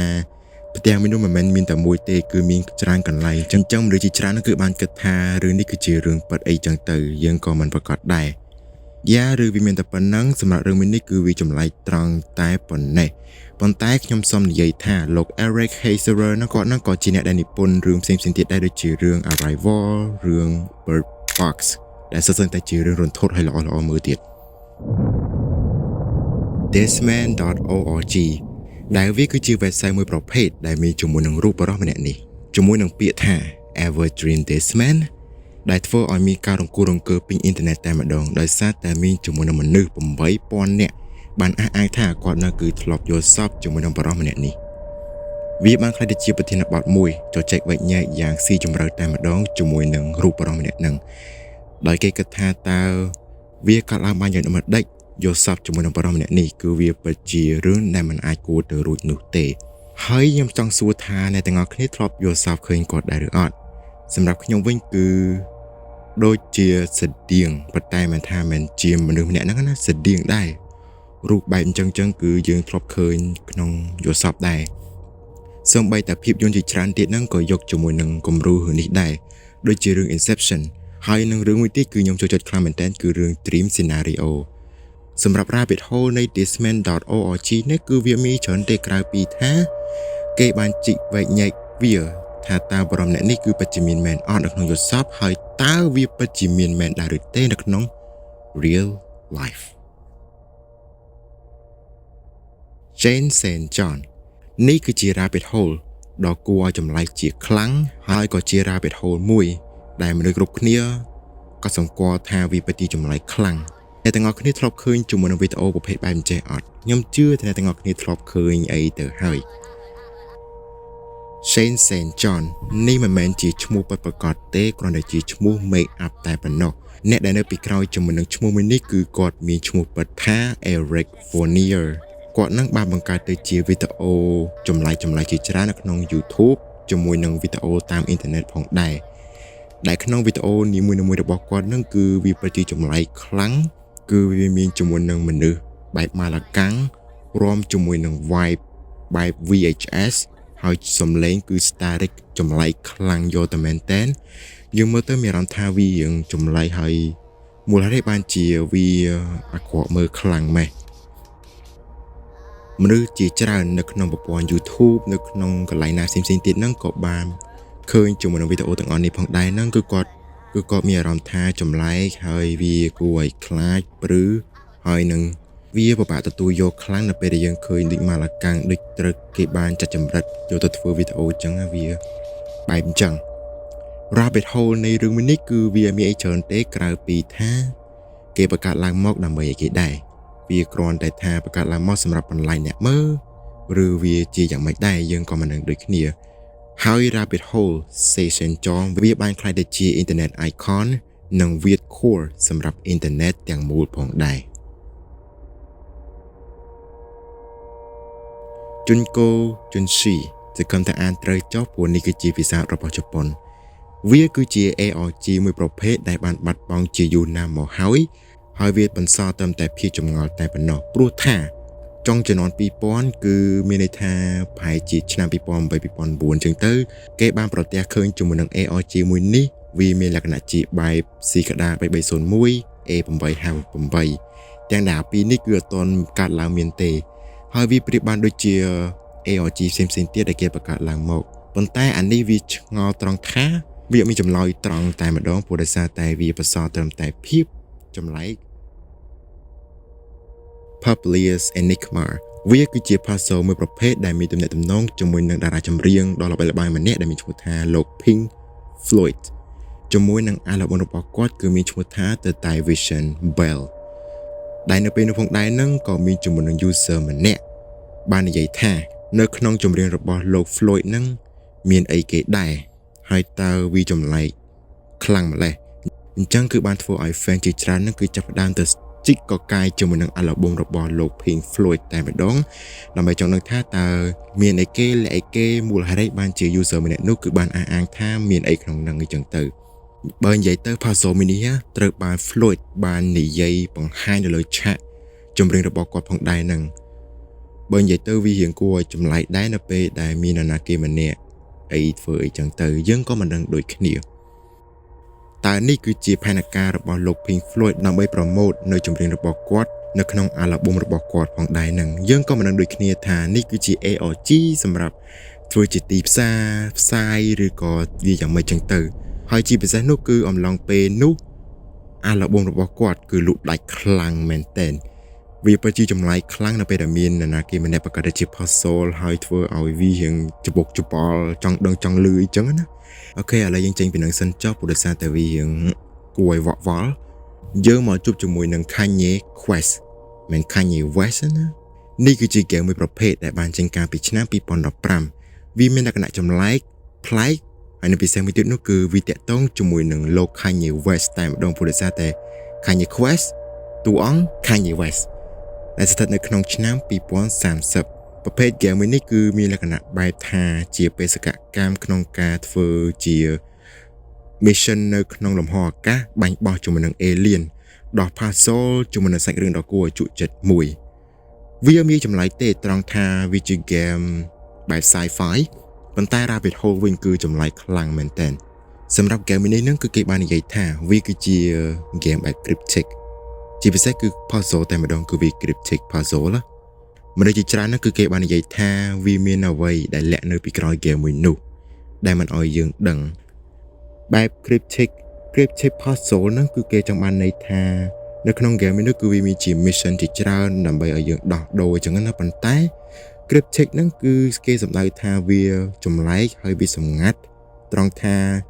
វាអបបង្ហាញឲ្យយើងច្បាស់ចំអីចឹងណាឲ្យយើងដោះ puzzle ដោយអញ្ញាញ៉ៃតែម្ដងទោះបីជា player មួយនោះខំប្រឹងរកជាមួយនឹង puzzle ទាំងអស់នោះក៏មិនអាចរកឃើញអីចឹងណាហើយវាពិតជាល្បីល្បាញខ្លាំងមែនតើដោយសារតែលោក Kanye West ក៏បាននិយាយអំពី game មួយនេះផងដែរនឹងជាខ្លួនឯងនៅក្នុង game មួយនោះបង្ហាញពីជីវិតរបស់គាត់បង្ហាញជាជីវិតតារាចម្រៀងរបស់គាត់អីចឹងទៅប៉ុន្តែពិសេសត្រង់ថានៅក្នុង game មួយនោះគឺបានបង្ហាញអំពីភាពងងឹតរបស់គាត់នៅក្នុងវិស័យសិល្បៈផងដែរ Glitter Conspiracy ខ្ញុំធ្លាប់និយាយអំពីរឿងមួយនេះផងដែរនឹងនៅក្នុងវីដេអូដំបូងដែលខ្ញុំបានធ្វើនៅក្នុង channel មួយនេះគឺ Iceberg ខ្ញុំភ្លេចបាត់ហើយវាច្រើនពេកពេលហ្នឹងគឺខ្ញុំបាននិយាយថាតើនរណាគេបានទិញ glitter ច្រើនជាងគេនៅពេលហ្នឹងខ្ញុំនិយាយថាមិនយោធាត្រូវអត់អ ចឹងគឺគេបង្កើតជា conspiracy ជាច្រើននៅក្នុង social media នៅក្នុងអ៊ីនធឺណិតតែម្ដងក្នុងឆ្នាំ2018គេបានគិតថាយោធាគឺជាអ្នកដែលទិញច្រើនជាងគេព្រោះដោយសារតែគេមិនដឹងទេថាតើគេទិញយកទៅធ្វើអីគេសម្រាប់ការបកស្រាយនៃ Galera Conspiracy នេះគឺគេគិតថាវាគឺជា black market មួយព្រោះដោយសារតែគេប្រើប្រាស់ Galera ក្នុងការចែកចាយទៅជា black market វាប្រៀបបានដូចជាគេយកអា Galera នឹងធ្វើជាឧបករណ៍មួយសម្រាប់ក្នុងការលាក់នៅរបស់របរជាច្រើននៅក្នុង black market ហ្នឹងដើម្បីឲ្យមហាជនហ្នឹងគឺចាប់អារម្មណ៍ឃើញថា Galera ហ្នឹងមូលហេតុបានជាយោធាទិញច្រើនជាងគេយើងក៏មិនដឹងដូចគ្នាវាមានតែប៉ុណ្្នឹងឯងcthulhu.net ខ្ញុំសង្ឃឹមថាអានត្រូវចុះវាមិនមែនជា website ដែលមាន domain .net ណាវានឹងគឺជាសាច់រឿងបែប fantasy មួយបង្ហាញអំពីសត្វចម្លែកដែលគេបានដាក់ឈ្មោះដែលស្រដៀងជាមួយនឹងចំណងជើងនៃ rabbit hole មួយនេះបើនិយាយទៅវាគួរចម្លែកខ្លាំងមែនតើនៅពេលដែលយើងទៅ research ជាមួយនឹងឈ្មោះមួយហ្នឹងណាបើសិនបើយើង search ខុសគឺយើងឃើញជាមួយនឹងផលិតផល web អញ្ចឹងយើង search ឲ្យត្រឹមត្រូវទៅព្រោះដោយសារតែយើង search website ហ្នឹងគឺចេញ website លក់គ្រឿងបរិយា electronic ប៉ុន្តែបើសិនបើយើង search ឈ្មោះនេះនៅក្នុងអីចឹងទៅយើងឃើញជាមួយនឹង fantasy សាច់ចម្លែករឿងចឹងទៅវាគឺជា rabbit hole ដ៏ surprise មួយព្រោះដោយសារតែនៅពេលដែលយើងទៅរកជាមួយនឹងសាច់ចម្លែកហ្នឹងទៅយើងមិនអាចទៅរកដល់ព្រោះដោយសារតែវារាំងខាំងដោយសារតែវាគឺជា website លក់ web អូខេឥឡូវយើងទៅមួយទៀតចុះកុំឲ្យវាវែងឆ្ងាយពេក Lake City Quiet Pills វាគឺជា rabbit hole ដ៏ប្លែកជាងគេនៅក្នុង rabbit hole history វាមិនជា rabbit hole ដ៏ចម្លែកទី1ណាវាគឺជារឿងចម្លែកមួយក្នុងចំណោម rabbit hole history ស្ដាប់ខ្ញុំឲ្យបានណាបើនិយាយទៅ Lake City Quiet Pills នេះគឺវាបានផ្សារភ្ជាប់ជាមួយនឹង cryptic code well វាចម្លែកត្រង់នឹងខ្លាំងមែនតើសាច់រឿងរបស់ Lake City Quiet Pills នេះគឺវាតាក់ទងជាមួយនឹងសាច់រឿងមួយដែលវាគួរឲ្យចាប់អារម្មណ៍ខ្លាំងមែនតើមានជាមួយនឹង Reddit user ម្នាក់ដែលមានឈ្មោះថា 2.6 បានសរសេរទៅកាន់ជាមួយនឹង user Reddit ម្នាក់ទៀតដែលមានឈ្មោះថា Religion of Peace ពាក្យជាប់គ្នាគាត់នឹងគឺបានស្លាប់បាត់បង់ជីវិតបន្ទាប់ពីដែលគាត់បានធ្វើផ្ញើសារមួយហ្នឹងប៉ុន្តែគាត់អត់ទាន់ស្លាប់ទេនៅពេលដែលគេបានសរសេរសារទៅកាន់គាត់ហ្នឹង Religion of Peace ជានិច្ចកាលគឺគាត់តែងតែផុសអំពីកំប្លែងអំពីរូបភាពប្លែកៗនៅក្នុងអ៊ីនធឺណិតជាមួយនឹងតែហ៊ានផងដែរដោយ Reddit user 2.6ហ្នឹងគឺបានសរសេរ chart សរសេរទៅកាន់ជាមួយនឹងគាត់ម្នាក់ហ្នឹងនិយាយលេងគ្នាធម្មតាចឹងទៅប៉ុន្តែនៅពេលដែលគាត់បានបាត់បង់ជីវិតទៅរឿងជាច្រើនគឺចាប់ផ្ដើមកាត់ឡើងតែម្ដង 2.6 គឺបានទៅរុកជាមួយនឹង website របស់គាត់តែម្ដងដោយបានទៅឃើញជាមួយនឹងសារសម្ងាត់មួយយ៉ាងចម្លែកតែម្ដងដែលនោះគឺជាសារបង្ហាញពីការបញ្ជាពីនរណាម្នាក់បើនិយាយទៅវាប្រៀបបានដូចជាសារ assassination ចឹងឲ្យទៅធ្វើគៀបជាមួយនឹងនរណាម្នាក់ចឹងទៅអញ្ចឹងតែធ្វើឲ្យគាត់ 2.6 ហ្នឹងគឺចាប់ផ្ដើមលក្ខណៈថាវាចម្លែកខ្លាំងមែនតើនៅពេលដែលគាត់ធ្លាប់ឆាតទៅកាន់បរិម្នាក់ដែលមើលទៅដូចជាធម្មតាទេប៉ុន្តែនៅក្រោយក្នុងរបស់គាត់នឹងវាចម្លែកអញ្ចឹង Reddit user ម្នាក់នេះគឺបានបង្កើតជា series មួយថាតើ Religion of Peace គឺជា assassination គាត់នឹងគឺជា veteran ដែលគាត់នឹងគឺជាកងទាហានសម័យមុនតែនេះគឺជា dark web secret assassin យើងក៏មិនដឹងដូចគ្នា superbad.com វាគឺជា website ដ៏ប្លែកមួយនៅក្នុងអ៊ីនធឺណិតដែលមានជាមួយនឹងរូបភាពគំនូរបែប abstract អក្សររូបភាពប្លែកៗនៅក្នុងនោះតែម្ដងនេះគឺជា website ដែលទទួលបានជាមួយនឹងពាន website ចម្លែកនៅក្នុងឆ្នាំ1998ដែលត្រូវបានបង្កើតដោយលោក Ben Benjamin មកដល់សប្តាហ៍ថ្ងៃគឺ website មួយនេះដំណើរការនៅធម្មតាទេអ្នកទាំងអស់គ្នាអាចចូលទៅបានគឺវាមានប៉ះពាល់ទេគ្រាន់តែថាវាយើងចម្លែកខ្លាំងមែនតើត្រង់នៅពេលដែលយើងចូលទៅកាន់កន្លែងនោះវាបង្ហាញទៅជារូបភាពដែលយើងមើលទៅវាគួរឲ្យសំណើចផងគួរឲ្យខ្លាចផងជាមួយនឹងអារម្មណ៍តែមួយមូលហេតុបានជាវាទៅជា rabbit hole ទៅវិញរឿងគឺវាអត់មានចម្លែកច្រើនពេកទេគ្រាន់តែថា website មួយនេះគឺជា website endless គឺជា website មួយដែលអត់មានទីបញ្ចប់ទេ ទោះបីជាយើងទៅដល់ណាក៏ដោយក៏វាអត់មានកន្លែងបញ្ចប់ដែរមនុស្សជាច្រើនហ្នឹងគឺគេបានគិតថាតើនេះគឺជា website មួយគ្រាន់តែគេបង្កើតឡើងមកតែសាកល្បងតែប៉ុណ្ណោះឬក៏វាជា website មួយលាក់ជាមួយនឹងកូដសម្ងាត់អ្វីមួយតើនេះគឺជា ARG សម្រាប់ promote សម្រាប់បង្ហាញទៅជាអីមួយយើងក៏មិននឹងដូចគ្នាយើងទៅមុខទៀត Karen Catherine Whitgrave នេះគឺជាគណនី Facebook កាលពីឆ្នាំ2011បង្ហាញជាមួយនឹងរឿងចម្លែកខ្លាំងមែនទែនដែលវាពុំសមហេតុផលតែម្ដងជាមួយនឹង status បង្ហាញនៅពេលនោះហើយមកដល់សប្តាហ៍ថ្ងៃហ្នឹងគឺ Karen Catherine Whitgrave នេះគឺអត់មានទៀតទេគ្រាន់តែមានជាមួយនឹង fake Facebook តែប៉ុណ្ណោះអូខេឥឡូវយើងតាម travel ទៅកាន់2011តែម្ដងទៅ Karen Catherine Whitgrave គាត់នឹងគឺជានារីម្នាក់បើយើងមើលតាម background របស់គាត់គឺពិតជាល្អខ្លាំងមែនទែនរៀននៅ Cambridge ហើយស្អាតចំណេះដឹងក៏ជ្រៅជ្រះហើយវាពិតជាពិសេសខ្លាំងមែនទែនរៀងរាល់ពេលគាត់នឹងគឺតែងតែទៅ post ជាមួយនឹង status បង្ហាញអំពីជីវិតរបស់នាងបង្ហាញអំពីរូបភាពជាច្រើនដែលយើងមើលទៅដូចជាធម្មតាដូចជាទូទៅដែរទេប៉ុន្តែនៅពេលដែលយូរទៅចាប់ផ្ដើមលក្ខណៈថា status ទាំងអស់នោះគឺប្រែប្រួលកាន់តែប្លែកទៅកាន់តែវល់ទៅដែលធ្វើឲ្យមនុស្សជាច្រើនគឺចាប់អារម្មណ៍មើលថា what happened to her នៅក្នុង status របស់គាត់នឹងគឺផុសបែបជា conspiracy theory បង្ហោះទៅជាកូដបង្ហោះទៅជាព្រឹត្តិការណ៍ប្លែកៗជាច្រើនរឿងរបស់គាត់គឺមានតែប៉ុណ្្នឹងគ្រាន់តែថាចម្លែកចុះ rabbit hole វិញតើគាត់នឹងគឺជា spy គាត់នឹងគឺធ្វើការឲ្យនរណាគេម្នាក់តើនាងមានជំងឺ mental health problem ឬនេះគ្រាន់តែជាការពិសោធន៍ AI របស់ Facebook ឬក៏ជា AI របស់នរណាគេផ្សេង Today there are no answers White Enamel វាគឺជា game ARG មួយប្រភេទដែលបានបាត់បង់ជាយូរណាស់មកហើយដែលនៅក្នុង game នេះវាគឺជាប្រភេទបែប game រន្ធត់ស្ថិតនៅក្នុងមន្ទីរពេទ្យដែលបាត់បង់ចោលមួយ game នេះគឺវាគួរឲ្យព្រឺខ្លាំងមែនទែនដោយសារតែវាមិនជា motion ទេវាបង្ហាញទៅជារូបភាពនៅពេលដែលយើងចូលទៅកាន់កន្លែងហ្នឹងទៅវាបង្ហាញទៅជារូបភាពផ្សេងមួយទៀតបើនិយាយទៅដូចជាលក្ខណៈថាដូច slide show រូបភាពចឹងនៅពេលដែលយើងចូលទៅកាន់កន្លែងហ្នឹងទៅរូបភាពមួយទៀតទៅរូបភាពមួយទៀតទៅរូបភាពមួយទៀតទៅចឹងទៅណាប៉ុន្តែអ្វីដែលចម្លែកនោះគឺរូបភាពទាំងអស់នោះគឺបង្កប់ជាមួយនឹងសំឡេងពីក្រោយខ្នងផងដែរហើយនៅក្នុងរូបភាពទាំងអស់នោះគឺវាបង្ហាញទៅជាកន្លែងផ្សេងដែលយើងមើលទៅវាប្រៀបបានដូចជាបាក់ទួយោហើយគួរឲ្យខ្លាចហើយចុះ rabbit hole វិញវាមិនវិញខ្ញុំចង់ដឹងវាមានអីចម្លែកទេក្រៅពីថាណាគេអ្នកបង្កើតអាមេរិកហើយបង្កើតឡើងមកក្នុងគោលបំណងចង់បន្លាចទៅកណ្ដាលណាគេ I'm sorry តើគេចង់បង្កើតទៅជាហ្គេមរន្ធត់ប៉ុន្តែมันអាចបានសម្រេចហើយមួយទៀតនោះគឺកាន់តែ serious តើមន្ទីរពេទ្យដែលបានបោះបង់ចោលមីនោះបង្កប់នៅរឿងអ្វីមួយតើវាជាកន្លែងដែលលាក់ទុកសម្ងាត់អ្វីមួយបើសល់ទុកត្រឹមតែភាពចងល់តែប៉ុណ្ណោះយើងក៏មិនដឹងដូចគ្នាអូខេ A West Bridal for Mole ខ្ញុំអានតាម Google Translate ទេព្រោះដោយសារតែខ្ញុំមិនដឹងថាអានមិនទេវាគឺជា website មួយទៀតហើយដែលយើងមើលតាមសម្បកក្រៅនៅ website មួយនេះគឺប្រៀបបានដូចជាបោះចោល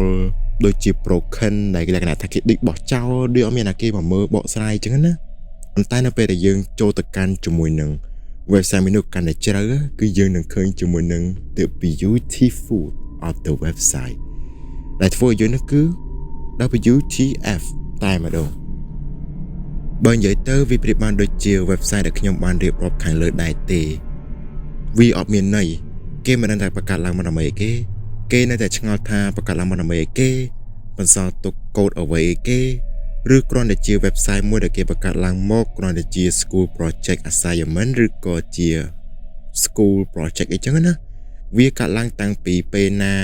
ពេលនៃមកតាំងពីយូរមកហើយគឺគេមិនដឹងថានៅពេលណាដែលវាបង្កើតឡើងមកទេយើងចូលទៅកាន់ជាមួយនឹង website មួយទៀតគឺយើងជួបជាមួយនឹង eon8.com នោះគឺជា website បែប countdown មួយប្រភេទដែលបានចាប់ផ្ដើមតាំងពីឆ្នាំ2005រហូតដល់ឆ្នាំ2006ខែកក្កដាដែលធ្វើឲ្យមនុស្សជាច្រើនហ្នឹងគឺបានចាប់អារម្មណ៍ទៅលើរឿងនេះភ្លាមព្រោះដោយសារគេតាមមើលទៅថា តើគេ countdown នឹងសំដៅលើគេដែរ countdown New Year countdown អីគេអញ្ចឹងគឺបានធ្វើឲ្យរឿងមួយនេះគឺបានបង្កើតទៅជា rabbit hole តែម្ដងព្រោះដោយសារតែគេគិតថាតើនេះគឺជាការ countdown ភេរវកម្មគ្រោះធម្មជាតិរឿងរ៉ាវក្នុងសង្គមណាមួយ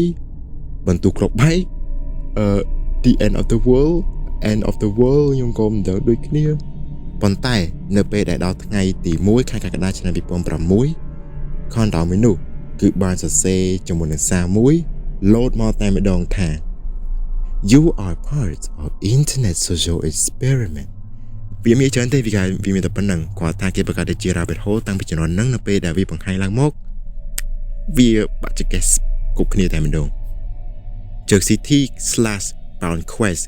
ពាក្យពីរនេះគឺអាចអានមួយនិងអត់មួយក៏បានដែរអីទេនោះគឺជា website comic មួយប្រភេទដែលវាមានលក្ខណៈថាចម្លែកជាលើកទី100ដែលខ្ញុំបាននិយាយដែលយើងមកតាមជាមួយនឹង comic នីមួយៗរបស់វាគឺវាមានលក្ខណៈថាបែបជាការលេងសើច reaction បែប shit posting ជាដើមអីចឹងទៅយើងក៏មិនដឹងដូចគ្នាអត់មានអីគួរចម្លែកទេគ្រាន់តែថាគេដូចធ្វើជា joke មួយសម្រាប់ឲ្យយើងសើចតែប៉ុណ្ណោះហើយវាអត់មានចម្លែកទេនៅពេលដែលយើងឃើញជាមួយនឹង website មួយនេះនៅពេលដែលយើងចូលទៅគឺយើងឃើញពងរបស់រូបសំណាកនៅក្នុងប្រទេសក្រិក No I should not say this John Titor គាត់គឺជា time traveler ម្នាក់ដ៏ល្បីល្បាញនៅក្នុងប្រព័ន្ធអ៊ីនធឺណិតកាលពីជំនាន់ឆ្នាំ2000ដែលធ្វើឲ្យគាត់នឹងគឺទទួលបាននូវការចាប់អារម្មណ៍ហើយរឿងរ៉ាវរបស់គាត់គឺល្បីល្បាញខ្លាំងមែនទែនដោយសារតែគាត់បានមកពីឆ្នាំ2036ហើយគាត់នឹងក៏បានចែករំលែកជាមួយនឹងព័ត៌មាននិងព្រឹត្តិការណ៍ផ្សេងៗទៀតដែលបានកើតឡើងអំឡុងពេលដែលគាត់រស់នៅក្នុងឆ្នាំ2036ក៏ដូចជាចាប់ពីឆ្នាំ2000រហូតដល់ឆ្នាំ2046ផងដែរបើនិយាយទៅរឿងរ៉ាវរបស់គាត់គឺមានដូចជាទី1នៅក្នុងឆ្នាំ2036គេនឹងបង្កើតទៅជា time machine មួយសម្រាប់ឲ្យអ្នកដែលចង់ធ្វើការឆ្លងពេលវេលាទៅកាន់អតីតកាលឬក៏ទៅកាន់អនាគតកាលហើយគាត់នឹងក៏បាននិយាយបន្តទៀតថានៅក្នុងឆ្នាំ2015នឹងមានជាមួយនឹងសង្គ្រាមលោកលើកទី3ប៉ុន្តែវាអត់កើតឡើងទេនៅក្នុងឆ្នាំ2015អញ្ចឹងមានន័យថាគាត់អាចកុហកជាដើមហើយនៅមួយទៀតហ្នឹងគាត់បាននិយាយថា time traveler ហ្នឹងគឺបង្កើតទៅដោយប្រើប្រាស់ជាមួយនឹងរបស់របរជាច្រើនដែលកើតឡើងមានរួចហើយប៉ុន្តែមនុស្សយើងគឺមិនអាចរកឃើញទេជាពិសេសគឺរបស់ទាំងហ្នឹងគឺនៅក្នុងកងទ័ពរបស់យោធាឯណោះទេអញ្ចឹងគឺអត់មាននៅខាងក្រៅទេបើនិយាយស្ដាប់ទៅអ្នកទាំងអស់គ្នាធ្លាប់មើលវីដេអូរបស់បងយក perspective ក៏ប្រកាសជាដឹងហើយនឹងមានជាមួយនឹងរឿងជាច្រើនទៀតដែលគាត់ចែករំលែកប៉ុន្តែខ្ញុំសូមមិននិយាយទេដោយសារតែខ្លាចវែងពេកចំណែក rabbit hole វិញគឺគេគិតថាតើគាត់នឹងគឺជានរណាគេដែរហើយនៅពេលដែលគាត់នឹងគឺត្រឡប់មកកាន់ឆ្នាំ2000នេះតើគាត់ចូលរូបរាងរបស់គាត់កាលពីក្មេងឬគាត់មកជាទម្រង់ជាខ្លួនមួយផ្សេងទៀតលក្ខណៈថាដូចជាមនុស្សក្លូនពីរនាក់ចឹងមួយធំមួយក្មេងចឹងណាអញ្ចឹងទៅធ្វើឲ្យអ៊ីនធឺណិតហ្នឹងគឺចាប់ដើមកកកាយជាមួយនឹងរឿងរបស់គាត់តើគាត់ហ្នឹងគឺជាមនុស្សដែលចូលចិត្តនិយាយពីពាក្យចចាមរាមតើគាត់មានទៅជា mental health ឬវាគឺជាយ៉ាងម៉េចដែរហើយនឹងមួយទៀតតើគាត់នឹងគឺជា time traveler មែនដែរឬទេមនុស្សជាច្រើនគឺគេបានចាត់ទុកគាត់នឹងគឺជា time traveler ដែលគួរឲ្យជឿម្នាក់ផងដែរឬវាមិនតែប៉ុណ្ណឹងយើងទៅកាន់មួយទៀតកុំឲ្យខាតពេលយូរ October 28 2011.com website នេះគឺជា website ដែលដូចគ្នាជាមួយនឹង eon8.com ចឹងដែរដែលវាមានជាមួយនឹងការ countdown ចុះក្រោមរហូតដល់ថ្ងៃទី28ខែតុលាឆ្នាំ2011គឺគេបានស្វែងរកឃើញវានឹងរៀងយូរដែរគោលបំណងនៃ website នេះគឺគេមិនដឹងទេព្រោះដោយសារតែវាស្តៀងដូចតែ eon8 ដូចគ្នាអត់ដឹងមូលហេតុទេដែលគេដាក់ជា countdown ហើយរឿងរ៉ាវរបស់វានឹងគឺដូចតែ eon8 ដូចគ្នាគឺគេគិតថាតើនេះវាគឺជា marketing campaign conspiracy theory ឬក៏វាជាការ countdown អីផ្សេងៗចឹងទៅតើព្រឹត្តិការណ៍គេខ្លះដែលនឹងកើតឡើងបន្ទាប់ពី countdown នោះបានត្រូវបញ្ចប់រហូតដល់ថ្ងៃទី28ខែតុលាឆ្នាំ2011មនុស្សជាច្រើននឹងគឺរងចាំទាំងអស់គ្នាតែម្ដងរួចមកទៀតក៏មានចំនួនសារមួយបានលោតមកថា អរគុណសម្រាប់ការចូលរួមសម្រាប់ Rabbit Hole គឺវានៅអំឡុងពេលដែលវានៅ countdown ប៉ុន្តែនៅពេលដែល countdown ចប់គឺចប់តែម្ដងប៉ុន្តែគឺគេនៅតែជឿថាតើ countdown នោះគឺគេគិតទៅលើគេដែរវាមានរឿងអីផ្សេងមួយទៀតក្រៅពីពាក្យអរគុណ Ghostnet វាគឺជាបណ្ដាញអ៊ីនធឺណិតដែលធ្វើការវាយប្រហារបែបខ្នាតធំនៅក្នុងពិភពលោកហើយវាគឺជាករណីមួយដែលធ្វើឲ្យ Cyber Security ជាច្រើនធ្វើការទប់ស្កាត់យ៉ាងធំតែម្ដងព្រោះដោយសារតែវាមានលក្ខណៈថាជាខ្នាតធំអញ្ចឹង Security គឺត្រូវការខ្លាំងមែនទែន Ghostnet គឺត្រូវបានរកឃើញដោយសាកលវិទ្យាល័យមួយនៅក្នុងប្រទេសកាណាដាខាងផ្នែកការពារនិងតាមដានអំពី Cyber Threat នៅក្នុងអ៊ីនធឺណិត Ghostnet គឺមានជា purpose ដ៏ធំមួយនិងមានគោលដៅជាក់លាក់ខ្លាំងមែនទែនពួកគេគឺមានគោលដៅមួយក្នុងការទៅគ្រប់គ្រងស្ថាប័នធំដូចជាធ្វើការ hack អីជាដើមដូចជាក្រសួងក្នុងពិភពលោកជាច្រើនដូចជាក្រសួងព័ត៌មានក្រសួងការពារជាតិអីជាដើមចឹងទៅតាក់ទងជាមួយនឹងស្ថានទូតជាមួយនឹងអង្គការការពារសិទ្ធិមនុស្សជាដើមហើយចុះ Rabbit Hole វិញវាគឺជាអ្វីគេនៅតែឆ្ងល់ថាតើ Ghostnet គឺត្រូវបង្កើតឡើងដោយនរណាគេដែរហើយតើ Ghostnet គឺជានរណាគេប្រទេសណាដែលបង្កើតតើវាមកពីខាងណាតើគេធ្វើរឿងនេះមកដើម្បីឲ្យគេដែរមូលហេតុអីបានជាវាខ្លាំងម៉េះវាខ្លាំងជាងអ្នកដែលគេ hack អីផ្សេងៗទៀតចឹងណានៅក្នុងរយៈពេលមួយសតវត្សរ៍មកនេះ Ghostnet គឺនៅតែជា Cyber Threat មួយដ៏ធំ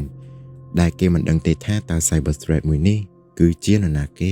តើ Ghostnet មកពីណា Happy Valley Dream Survey website មួយនេះគឺជា website មួយដែលប្រៀបបានដូចជាយើងទៅសួរគ្រូទាយអញ្ចឹង website មួយនេះគឺជា website មួយដែលបង្កើតទៅជាលក្ខណៈ survey ដើម្បីឲ្យ user នឹងធ្វើការ input ទៅក្នុងកន្លែង bar មួយ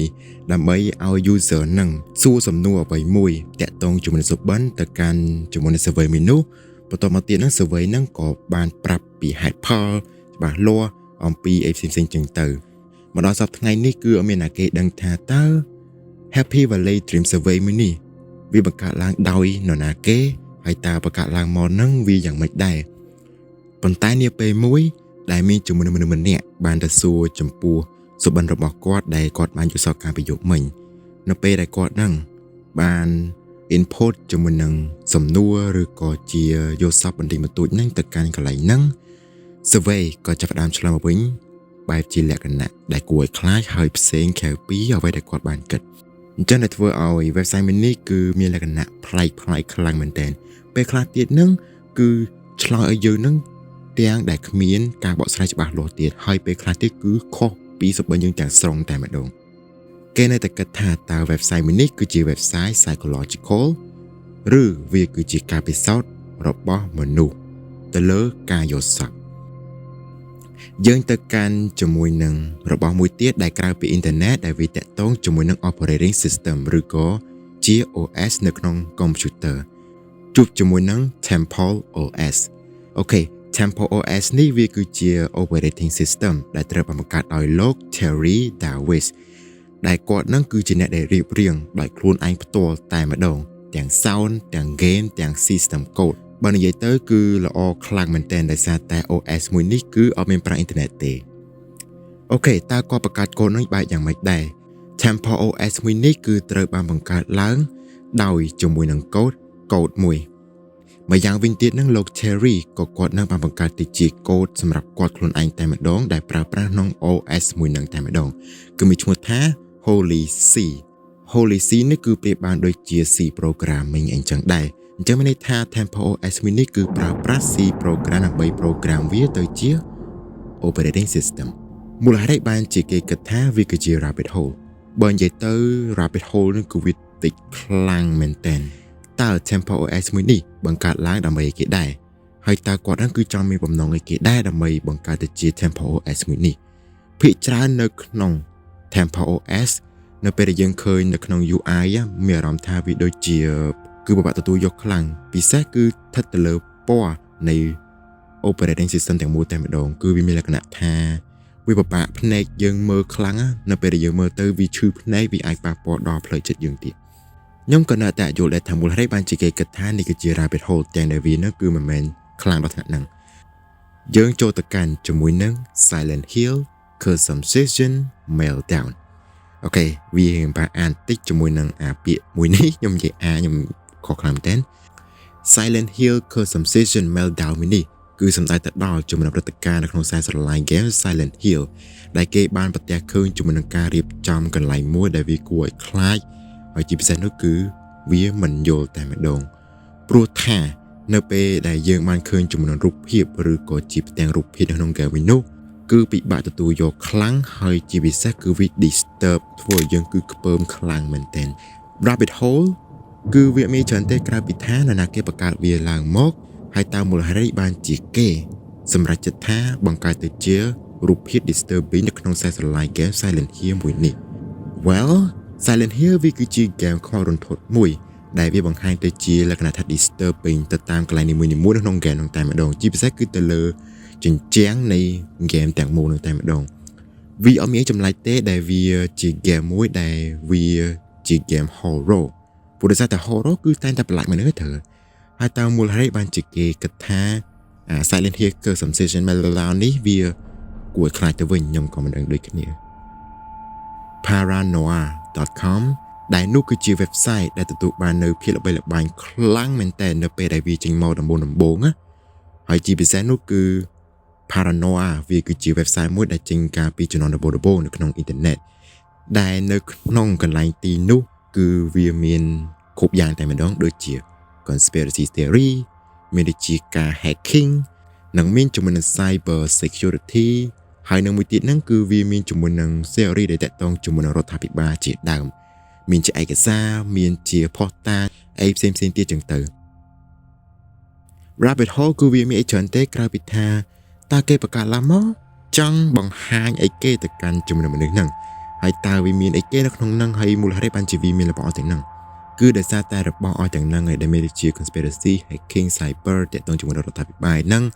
គឺវាបានរួមផ្សំគ្នាដែលបង្កើតទៅជាភាពដ៏គួរឲ្យខ្លាចនិងគ្រោះថ្នាក់នៅពេលដែលយើងចូលទៅកាន់កន្លែងហ្នឹងចឹងទៅមនុស្សជាច្រើននៅពេលដែលពួកគេចូលទៅកាន់ទីកន្លែងនោះពួកគេមានអារម្មណ៍ថាដូចជាមាននរណាគេ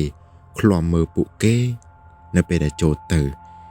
បណ្ដោយសពថ្ងៃ paranoia.com គឺវាអត់មានទៀតទេ website ហ្នឹងគឺបាត់បង់បាត់ទៅហើយ SLC Daycare Center ទីកន្លែងនោះគឺជាទីកន្លែងមួយសម្រាប់ឲ្យក្មេងលេងកម្សាន្តមួយប៉ុន្តែនៅពេលថ្ងៃមួយហ្នឹងគឺបានធ្វើឲ្យអ៊ីនធឺណិតហ្នឹងគឺរង្គោះរង្គើតែម្ដងព្រោះដោយសារតែមានជំនុំនឹងសារមួយបានផុសនៅក្នុងអ៊ីនធឺណិតឆ្នាំ2015នៅក្នុងសារមួយនោះគឺគេបាននិយាយថាតើមាននរណាគេមកលេងកន្លែងទីនេះទេហើយតើមានឃើញជាមួយនឹងក្មេងមកលេងទេមនុស្សជាច្រើនគឺចាប់ផ្ដើម research ទៅកាន់ជាមួយនឹង status នៃសារមនុស្សតែម្ដងព្រោះដោយសារតែគេគិតថាតើមូលហេតុបានជាគេតែងតែឃើញទីកន្លែងមនុស្សស្អាតថ្មីចាស់តែម្ដងប៉ុន្តែគឺគេឆ្ងល់ថាតើឯណាទៅក្មេងគឺគេអត់ដឹងទេ Rabbit Hole គឺត្រឡប់មកវិញហើយបើនិយាយទៅគឺវាអត់ណយទេ Rabbit Hole នេះព្រោះដោយសារតែមនុស្សជាច្រើនហ្នឹងគឺចាប់ផ្ដើមទៅស្វែងរកកន្លែង DLC Daycare ហ្នឹងតែម្ដងព្រោះដោយសារតែមូលហេតុបានជាកន្លែងនេះវាស្អាតរហូតចឹងលាបពណ៌បៃតងឡើងស៊ីចម្ពូជាមកវាស្អាតចូលទៅមែនតើនេះគឺគេគិតថាតើកន្លែងនេះគឺជាកន្លែងសម្ងាត់អ្វីមួយគាត់ណាគេលក្ខណៈថាសម្បកក្រៅស្អាតសម្បកក្នុងអាលីងអាឡងគួរឲ្យខ្លាចចឹងណាតើកន្លែងនេះគឺជាកន្លែងសម្រាប់ kidnapping ឬក៏ជាការចាត់ចម្រិតមនុស្សណាម្នាក់ហើយជាពិសេសគឺក្មេងតែម្ដងហើយតើមូលហេតុបានជាគេលាបពណ៌មួយនេះបើមើលទៅវាប្រៀបបានដូចជា The Matrix Glitch ចឹងវា glitch ពណ៌ចឹងហើយលក្ខណៈថាវាស្អាតរហូតវាដែរគិតមិនទេមកដល់ពេលសប្តាហ៍ថ្ងៃនេះគឺគេមិនដឹងទេថាតើ SLC Daycare មួយនេះវាគឺជាទីកន្លែងអីគេអត់ប្រកបកន្លែងក្មេងលេងឬក៏ជាកន្លែងមួយដែលសម្ងាត់ដែលមិនដឹងអនណាគេដឹងពីវានោះទេទីបញ្ចប់នៃកម្រិតទី2គឺจาก Frost Email គឺអ្នកទាំងអស់គ្នាអាចទៅមើលបាននេះគឺជាវីដេអូអូខេកម្រិតទី2របស់យើងគឺចប់ហើយយើងចូលជាមួយនឹងកម្រិតទី3ទាំងអស់គ្នាជាកម្រិតចុងបញ្ចប់នៃវីដេអូ part ទី1នៃ Rabbit Hole Iceberg I love you, live here. I gave you a home. Now you live here. គ្រាន់តែចូលជាមួយនឹងកម្រិតទី3ភ្លាមគឺគួរខ្លាចបាត់ទៅហើយចាប់ផ្ដើមឡើងមកជាមួយនឹង Mid Sleep គឺជា YouTube Channel មួយដែលបណ្ដុំទៅដោយជាមួយនឹងវីដេអូដែលគួរឲ្យខ្លាចខ្លាំងមែនទែនជាពិសេសគឺវីដេអូទាំងហ្នឹងគឺគួរឲ្យ creepy ខ្លាំងនៅពេលដែលអ្នកទាំងអស់គ្នាបានឃើញជាមួយនឹងវីដេអូទាំងអស់ហ្នឹងគឺអ្នកទាំងអស់គ្នាប្រកាសជាដឹងថា vibe វាយ៉ាងម៉េចដែរព្រោះថា vibe វានៅពេលដែលយើងមើលទៅគឺអត់មានភាពថាស្រណុកសុកស្រួលទេ vibe នៃវីដេអូទាំងអស់ហ្នឹងគឺវាមានលក្ខណៈជា found footage ជា VHS footage មកច្បល់ចូលគ្នាបង្កើតទៅជាវីដេអូដ៏គួរឲ្យ creepy មួយតើគេបង្កើតវីដេអូនេះឡើងមកដើម្បីគេដែរព្រោះដោយសារតែយើងមើលទៅវាប្រៀបបានដូចជាវីដេអូមួយដែលឃាតករធ្វើអញ្ចឹងតើអ្នកដែលបង្កើតវីដេអូនោះគឺគាត់នឹងគឺជាឃាតករមែនដែរឬទេហើយតើឯកសារនៃវីដេអូទាំងអស់នោះវាគឺជាឯកសារមួយចង់បង្ហាញនៅអ្វីមួយតើនោះវាគ្រាន់តែជាវីដេអូដែលគេបង្ហាញអំពីស្នាដៃរបស់ខ្លួនក្នុងការធ្វើជាវីដេអូដ៏គួរឲ្យ creepy មួយបើនិយាយទៅមកដល់សប្តាហ៍ថ្ងៃ channel មួយនោះគឺបានបាត់បង់បាត់ទៅហើយប៉ុន្តែវាបន្សល់ត្រឹមតែជា Mid Sleep Archive ប៉ុណ្ណោះវាបន្សល់ត្រឹមតែជាកតិនៃវីដេអូទាំងមូលនឹងតែប៉ុណ្ណោះប៉ុន្តែបើសម្រាប់វីដេអូ Zin វិញគឺនៅតែបន្តមាននៅក្នុង channel ហ្នឹងអញ្ចឹងអ្នកទាំងអស់គ្នាអាចថាទៅមើលបានជាមួយនឹងវីដេអូអស់ទាំងហ្នឹងគឺ feel free ទាំងអស់តែម្ដងWorld Corp វាគឺជាទីកន្លែង website មួយដែលបណ្ដុំទៅដោយជាមួយនឹងរឿងល្អៗមើលជាច្រើនដែលនៅក្នុងនោះគឺមានដូចជា unsettling video ហ្នឹងគឺមានន័យថាវាគឺជាវីដេអូមួយដែលគ្មានការព្រមព្រៀងទុកទេហើយបង្ហាញមកគឺវីដេអូចម្លែកតែម្ដងគូផ្សំជាមួយនឹងចម្រៀងរូបភាពបែបរញ៉េរញ៉ៃដែលធ្វើឲ្យយើងមើលទៅគឺអត់យល់តែម្ដងនិយាយអត់ចេញមក Rabbit Hole នៃ World Corp វិញគឺគេបាននិយាយថាតើនេះគឺជាអង្គការមែនដែរឬទេដែលស្ថិតនៅក្នុង Deep Web តើនេះគឺជាស្ថាប័នឬក៏ជាក្រុមសាសនាណាមួយចឹងទៅតើនេះវាជាការ troll មកកាន់យើងទាំងអស់គ្នាហើយនឹងមួយវិញទៀតតើនេះគឺជា ARG ដែលទទួលរងនឹងការបរាជ័យអំពីការធ្វើអ្វីមួយបន្តមកទៀតជាមួយនឹង Oppo 11ពាក្យនេះខ្ញុំអានសឹកថាអានត្រូវចុះកុំឲ្យច្រឡំជាមួយនឹងម៉ាកទូរស័ព្ទបើនិយាយទៅ Oppo 11នេះគឺដូចគ្នាខ្លាំងមែនតើជាមួយនឹង Cicada 3301មិនបាច់និយាយទេយើងទៅកាន់មួយទៀតចុះ Dozer Fleet Wiki នោះវាគឺជា website មួយដែលបណ្ដុំទៅដោយជាមួយនឹង comic simulation animation និងឯកសារផ្សេងទៀតប៉ុន្តែយើងឆ្ងល់ថាតើមូលហេតុអីបានជាអត់មានអ្នកគេចូលមើលកន្លែងនេះតតែសោះ Rabbit Hole គេឆ្ងល់តែម្ដងថាតើ website មួយនេះគេបង្កើតឡើងមកក្នុងគោលបំណងអីគេចែករំលែកជាមួយនឹងរបបអស់ទាំងហ្នឹងទៅកាន់ណាគេដែរហើយតើមូលហេតុអីបានជាមានណាគេមកឃើញជាមួយនឹង website ហ្នឹងសោះហើយគេនៅតែឆ្ងល់ថាបុគ្គលម្នាក់អាប់ដេតជាមួយនឹងរបស់ឲ្យទាំងហ្នឹងទាំងឯកសារទាំង animation ទាំង comic ហ្នឹងជារៀងរាល់ថ្ងៃប៉ុន្តែគេឆ្ងល់ថាមូលហេតុអីបានជាមានណាគេមកជួយជ្រោមជ្រែងចឹងពួកគាត់តែម្នាក់ទេហើយអាប់ដេតគឺដែរខានសោះតែម្ដង LAOHQ នេះគឺជា website មួយដែលយើងមើលទៅគឺមានលក្ខណៈរញ៉េរញ៉ៃច្រើនខ្លាំងមែនទែនជាមួយនឹងរូបភាពនៃ website មួយនេះគឺវាបានផ្សារភ្ជាប់ជាមួយនឹង link ដែលមើលទៅគឺអត់ secure ប្រហែលទេជាពិសេសនៅតាមរូបភាពនីមួយៗនៅពេលដែលយើងចុចចូលទៅមើលទៅគឺវាពិបាកនឹងទាយក្នុងការដែលយើងដឹងថាតើនេះវាសុវត្ថិភាពឬក៏អត់ទេប៉ុន្តែនៅពេលខ្លះដែលយើងចុចចូលទៅកាន់កន្លែងហ្នឹងពេលខ្លះគឺវាអាចបដូរទ្រង់ទ្រាយបានផងដែរមនុស្សជាច្រើនគឺបាននិយាយថានេះគឺជា website ដែលតាក់ទងជាមួយនឹង political ឬក៏តាក់ទងជាមួយនឹងរដ្ឋាភិបាលពីចចាមរាមក៏និយាយអំពីរដ្ឋាភិបាលផងដែរប៉ុន្តែខ្ញុំមិននិយាយទេដោយសារតែវាច្រើនខ្លាំងពេកជុំវិញ Rabbit Hole វិញតើ website មួយនេះគឺជា website របស់រដ្ឋាភិបាលមែនទេតើ link ទាំងអស់នោះដែលផ្សារភ្ជាប់ជាមួយនឹងរូបភាពទាំងអស់នោះនៅពេលដែលយើងចុចទៅសុវត្ថិភាពឬក៏អត់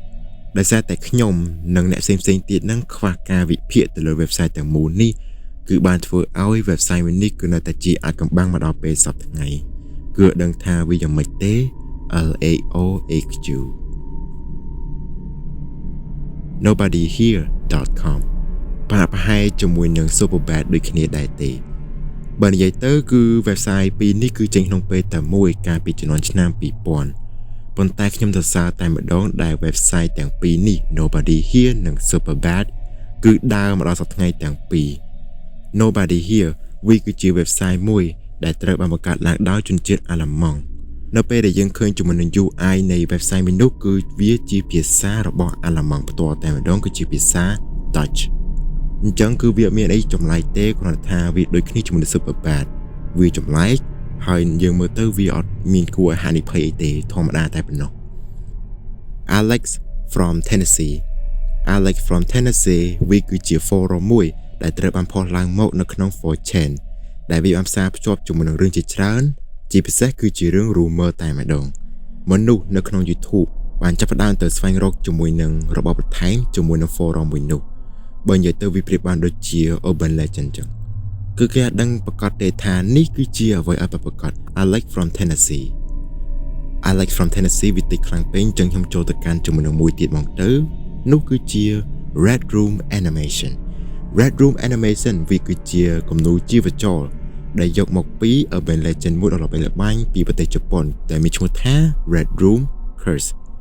តើ animation Red Room នេះវាជាអីគេដែរនៅក្នុងវីដេអូមួយនោះគឺយើងបានឃើញជាមួយនឹង user មួយបានឃើញជាមួយនឹង message មួយបាន pop up ទៅកាន់ជាមួយនឹង computer របស់នាង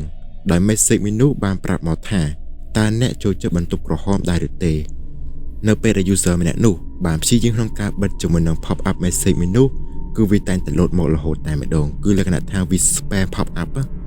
បន្តមកទៀតនឹង user ម្នាក់នោះគេបានប្រទះឃើញបានស្លាប់នៅក្នុងបន្ទប់របស់គាត់នឹងពោពេញទៅដោយឈាមដាបក្រហមពេញតែម្ដង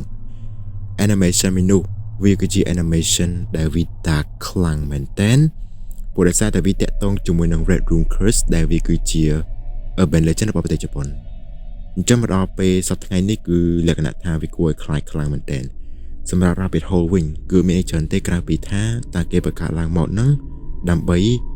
ទាញចំណាប់អារម្មណ៍ល្បីៗសម្រាប់ Rabbit Hole វិញគឺវាមានទេព្រោះដោយសារតែវាបន្សល់ត្រឹមតែភាពចម្លែកតែប៉ុណ្ណោះ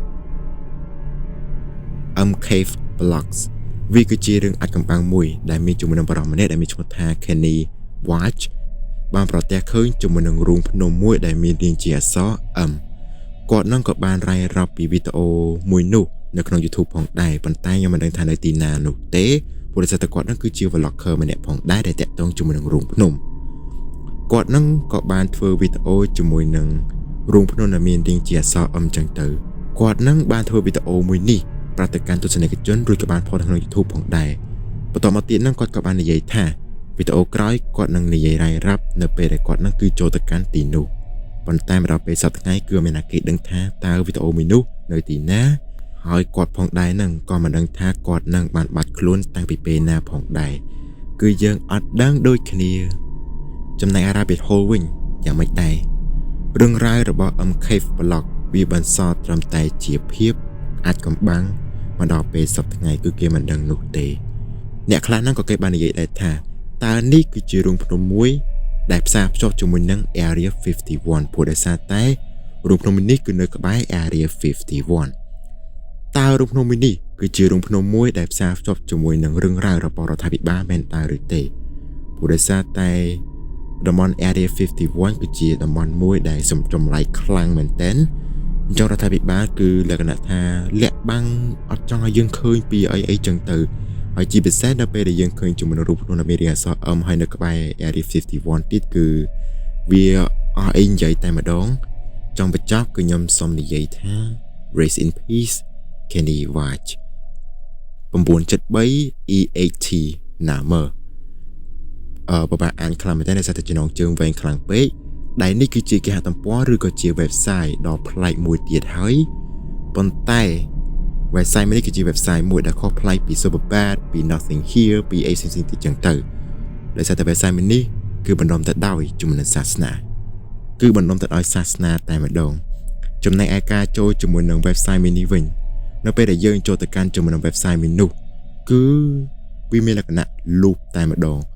ចេញមកដដែលនៅពេលដែលយើងចូលទៅកាន់កន្លែងនេះវាមកកន្លែងដើមដដែលអីវាចម្លែកខ្លាំងមែនតើក៏ដូចជាអក្សរលេខនិងរូបភាពជាច្រើនហ្នឹងគឺមានលក្ខណៈថាចម្លែកខ្លាំងមែនតើព្រោះដោយសារតែវាជា randomize ឬក៏វាចល័តពីនឹងតែម្ដង Fun fact នៃ website មួយនេះនៅពេលដែលយើងត្រឡប់ពាក្យ EAT number ត្រឡប់មកក្រោយវិញគឺបង្កើតទៅជាពាក្យមួយ The Human មូលហេតុបានជាពាក្យ EAT number នឹងបកប្រែត្រឡប់ពាក្យមកវិញនឹងទៅជាពាក្យ The Human វិញសម្រាប់ Rabbit Hole វិញគឺគេបានគិតថាតើនេះគឺជាគេហទំព័រមួយដែលមានជំនឿសាសនាដ៏ងងឹតឆឹងដែលមានដូចជា Freemasonry Illuminati អីចឹងទៅគឺគេមិននឹងដូចគ្នាតើនេះគឺជា ARG មួយដើម្បីបង្កើតឡើងមកលេងយើងតែប៉ុណ្ណោះតើនេះគឺជាចេតនានៃការបង្កើតនៅ website មួយចង់បង្ហាញអំពីអ្វីមួយមកកាន់យើង Unfavorable Semicircle អូខេអ្នកទាំងអស់គ្នាធ្លាប់ស្គាល់ជាមួយនឹង web driver Torso ដែលខ្ញុំបាននិយាយកាលពី Iceberg ពីមុនអស់ Unfavorable Semicircle នេះដែលវានឹងគឺជា YouTube channel មួយដែលផុសរៀងរាល់3នាទីម្ដងរយៈពេល1ឆ្នាំពេញតែម្ដងអញ្ចឹងក្នុងរយៈពេល1ឆ្នាំហ្នឹងគឺបើយើងគុណចូលគ្នាទៅ 84,000 វីដេអូឯណោះកាលពីឆ្នាំ2015ភាពខុសគ្នានៃ Unfavorable Semicircle ជាមួយនឹង Web Driver Torso ហ្នឹងគឺខុសគ្នាត្រង់ថាសំឡេងជាមួយនឹងវីដេអូដោយ Web Driver Torso ហ្នឹងគឺមានជាមួយនឹងសំឡេង TV sensor ប៉ុន្តែសម្រាប់ US វិញគឺ Unfavorable Semicircle ហ្នឹងគឺវាគឺជាវីដេអូដែល low quality ហើយមានជាមួយនឹងសំឡេងចម្លែកជាច្រើនពេលខ្លះចេញមកជាសំឡេងរាប់លេខជាសំឡេងរាប់អក្សរបែបជា low pitch ជាដើមក្នុងឆ្នាំ2016 YouTube channel Unfavorable Semicircle នេះក៏ត្រូវបាន ban ដោយគ្មានមូលហេតុអ្វីតតែសោះ Rabbit Hole Cryptic តែប៉ុណ្្នឹងឯង Popular Incident គឺជា YouTube channel មួយដែលបង្កើតឡើងដោយមានជាមួយនឹងវីដេអូជាច្រើនចម្លែកខ្លាំងមែនទែន Popular គឺចាប់ផ្ដើមល្បីឡើងមកគឺដោយសារតែមានជាមួយនឹងវីដេអូមួយដែលនិយាយតាក់ទងគ្នាជាមួយនឹង Shane Dawson និង Logan Paul ព្រោះដោយសារតែអ្នកទាំងអស់គ្នាប្រកាសជាដឹងថាជំនាន់កាលនោះល្បីល្បាញខ្លាំងមែនទែនហើយរឿងអ្នកទាំងពីរនេះគឺសុទ្ធសឹងតែជារឿងអាស្រូវទាំងពីរតែម្ដង Shane Dawson មានរឿងអាស្រូវក្រោយខ្នងរបស់ខ្លួនចំណែក Logan Paul វិញនៅពេលដែលខ្លួនបានទៅធ្វើដំណើរកម្សាន្តនៅប្រទេសជប៉ុន Popular ក៏បានទៅផុសជាមួយនឹងវីដេអូមួយដែលនិយាយតាក់ទងជាមួយនឹង Shane Dawson ដាក់មកគ្របបែកយកមកគឺមានចំណងជើងថា Dawson is a pedophile គឺគេសំដៅទៅដល់ជាមួយនឹងមនុស្សម្នាក់ដែលមានចំណាប់អារម្មណ៍ផ្លូវភេទជាមួយនឹងក្មេងៗក្រោមអាយុ18ឆ្នាំ Kidnap ចាត់ចម្រិតបៀតបៀនផ្លូវភេទកុមារចឹងទៅនឹងគឺគេហៅថា pedophile នៅក្នុងឆ្នាំ2018វាគឺជាការចាប់ផ្ដើមនៃ Popular Incident ហើយក៏ជាការចំបញ្ចប់នៃ Popular ផងដែររឿងគឺវាមានអីខុសគ្នាជាមួយនឹង Unfavorable Semicircle ទេវាស្នាដូចតែគ្នាទេប៉ុន្តែផុសភ្លាមបាត់ channel ដូចគ្នាសម្រាប់ Rabbit Hole វិញគឺវាអត់មានអីចម្លែកទេត្រង់ថាតើគេបង្កើត channel មួយនេះឡើងមកសម្រាប់ធ្វើអីគេបកស្រាយរឿងអាស្រូវគេមែនហ៎យើងទៅកាន់ជាមួយនឹងប្រធានបទមួយទៀតកុំឲ្យខាតពេលយូរជួបជាមួយនឹង planecrash.info នោះគឺជាគេហទំព័រមួយដែលបណ្ដុំទៅដោយជាមួយនឹងឯកសារជាច្រើនដែលតាក់ទងជាមួយនឹងយន្តហោះដែលមានគ្រោះថ្នាក់បាត់ខ្លួនរងគ្រោះជាមួយនឹងអេផ្សេងៗទៀតចឹងទៅហើយបូករួមជាមួយនឹងឯកសារដែលតាក់ទងជាមួយនឹងមនុស្សជាច្រើនដែលបានបាត់បង់នៅកន្លែងទីនោះជនរងគ្រោះសារចុងក្រោយរបស់យន្តហោះហើយនឹងជាពិសេសគឺប្រអប់ខ្មៅរបស់យន្តហោះតែម្ដងយើងមើលទៅវាប្រៀបបានដូចជា website មួយធម្មតាចឹងទៅប៉ុន្តែមនុស្សជាច្រើនបានទៅរុករកជាមួយនឹង plane crash ទាំងអស់ហ្នឹងគឺបានទៅប្រទះឃើញជាមួយនឹងប្រអប់ខ្មៅហ្នឹងគឺគួរឲ្យខ្លាចខ្លាំងមែនទែននៅពេលដែលយើងបានឃើញជាមួយនឹងវីដេអូទាំងអស់នោះ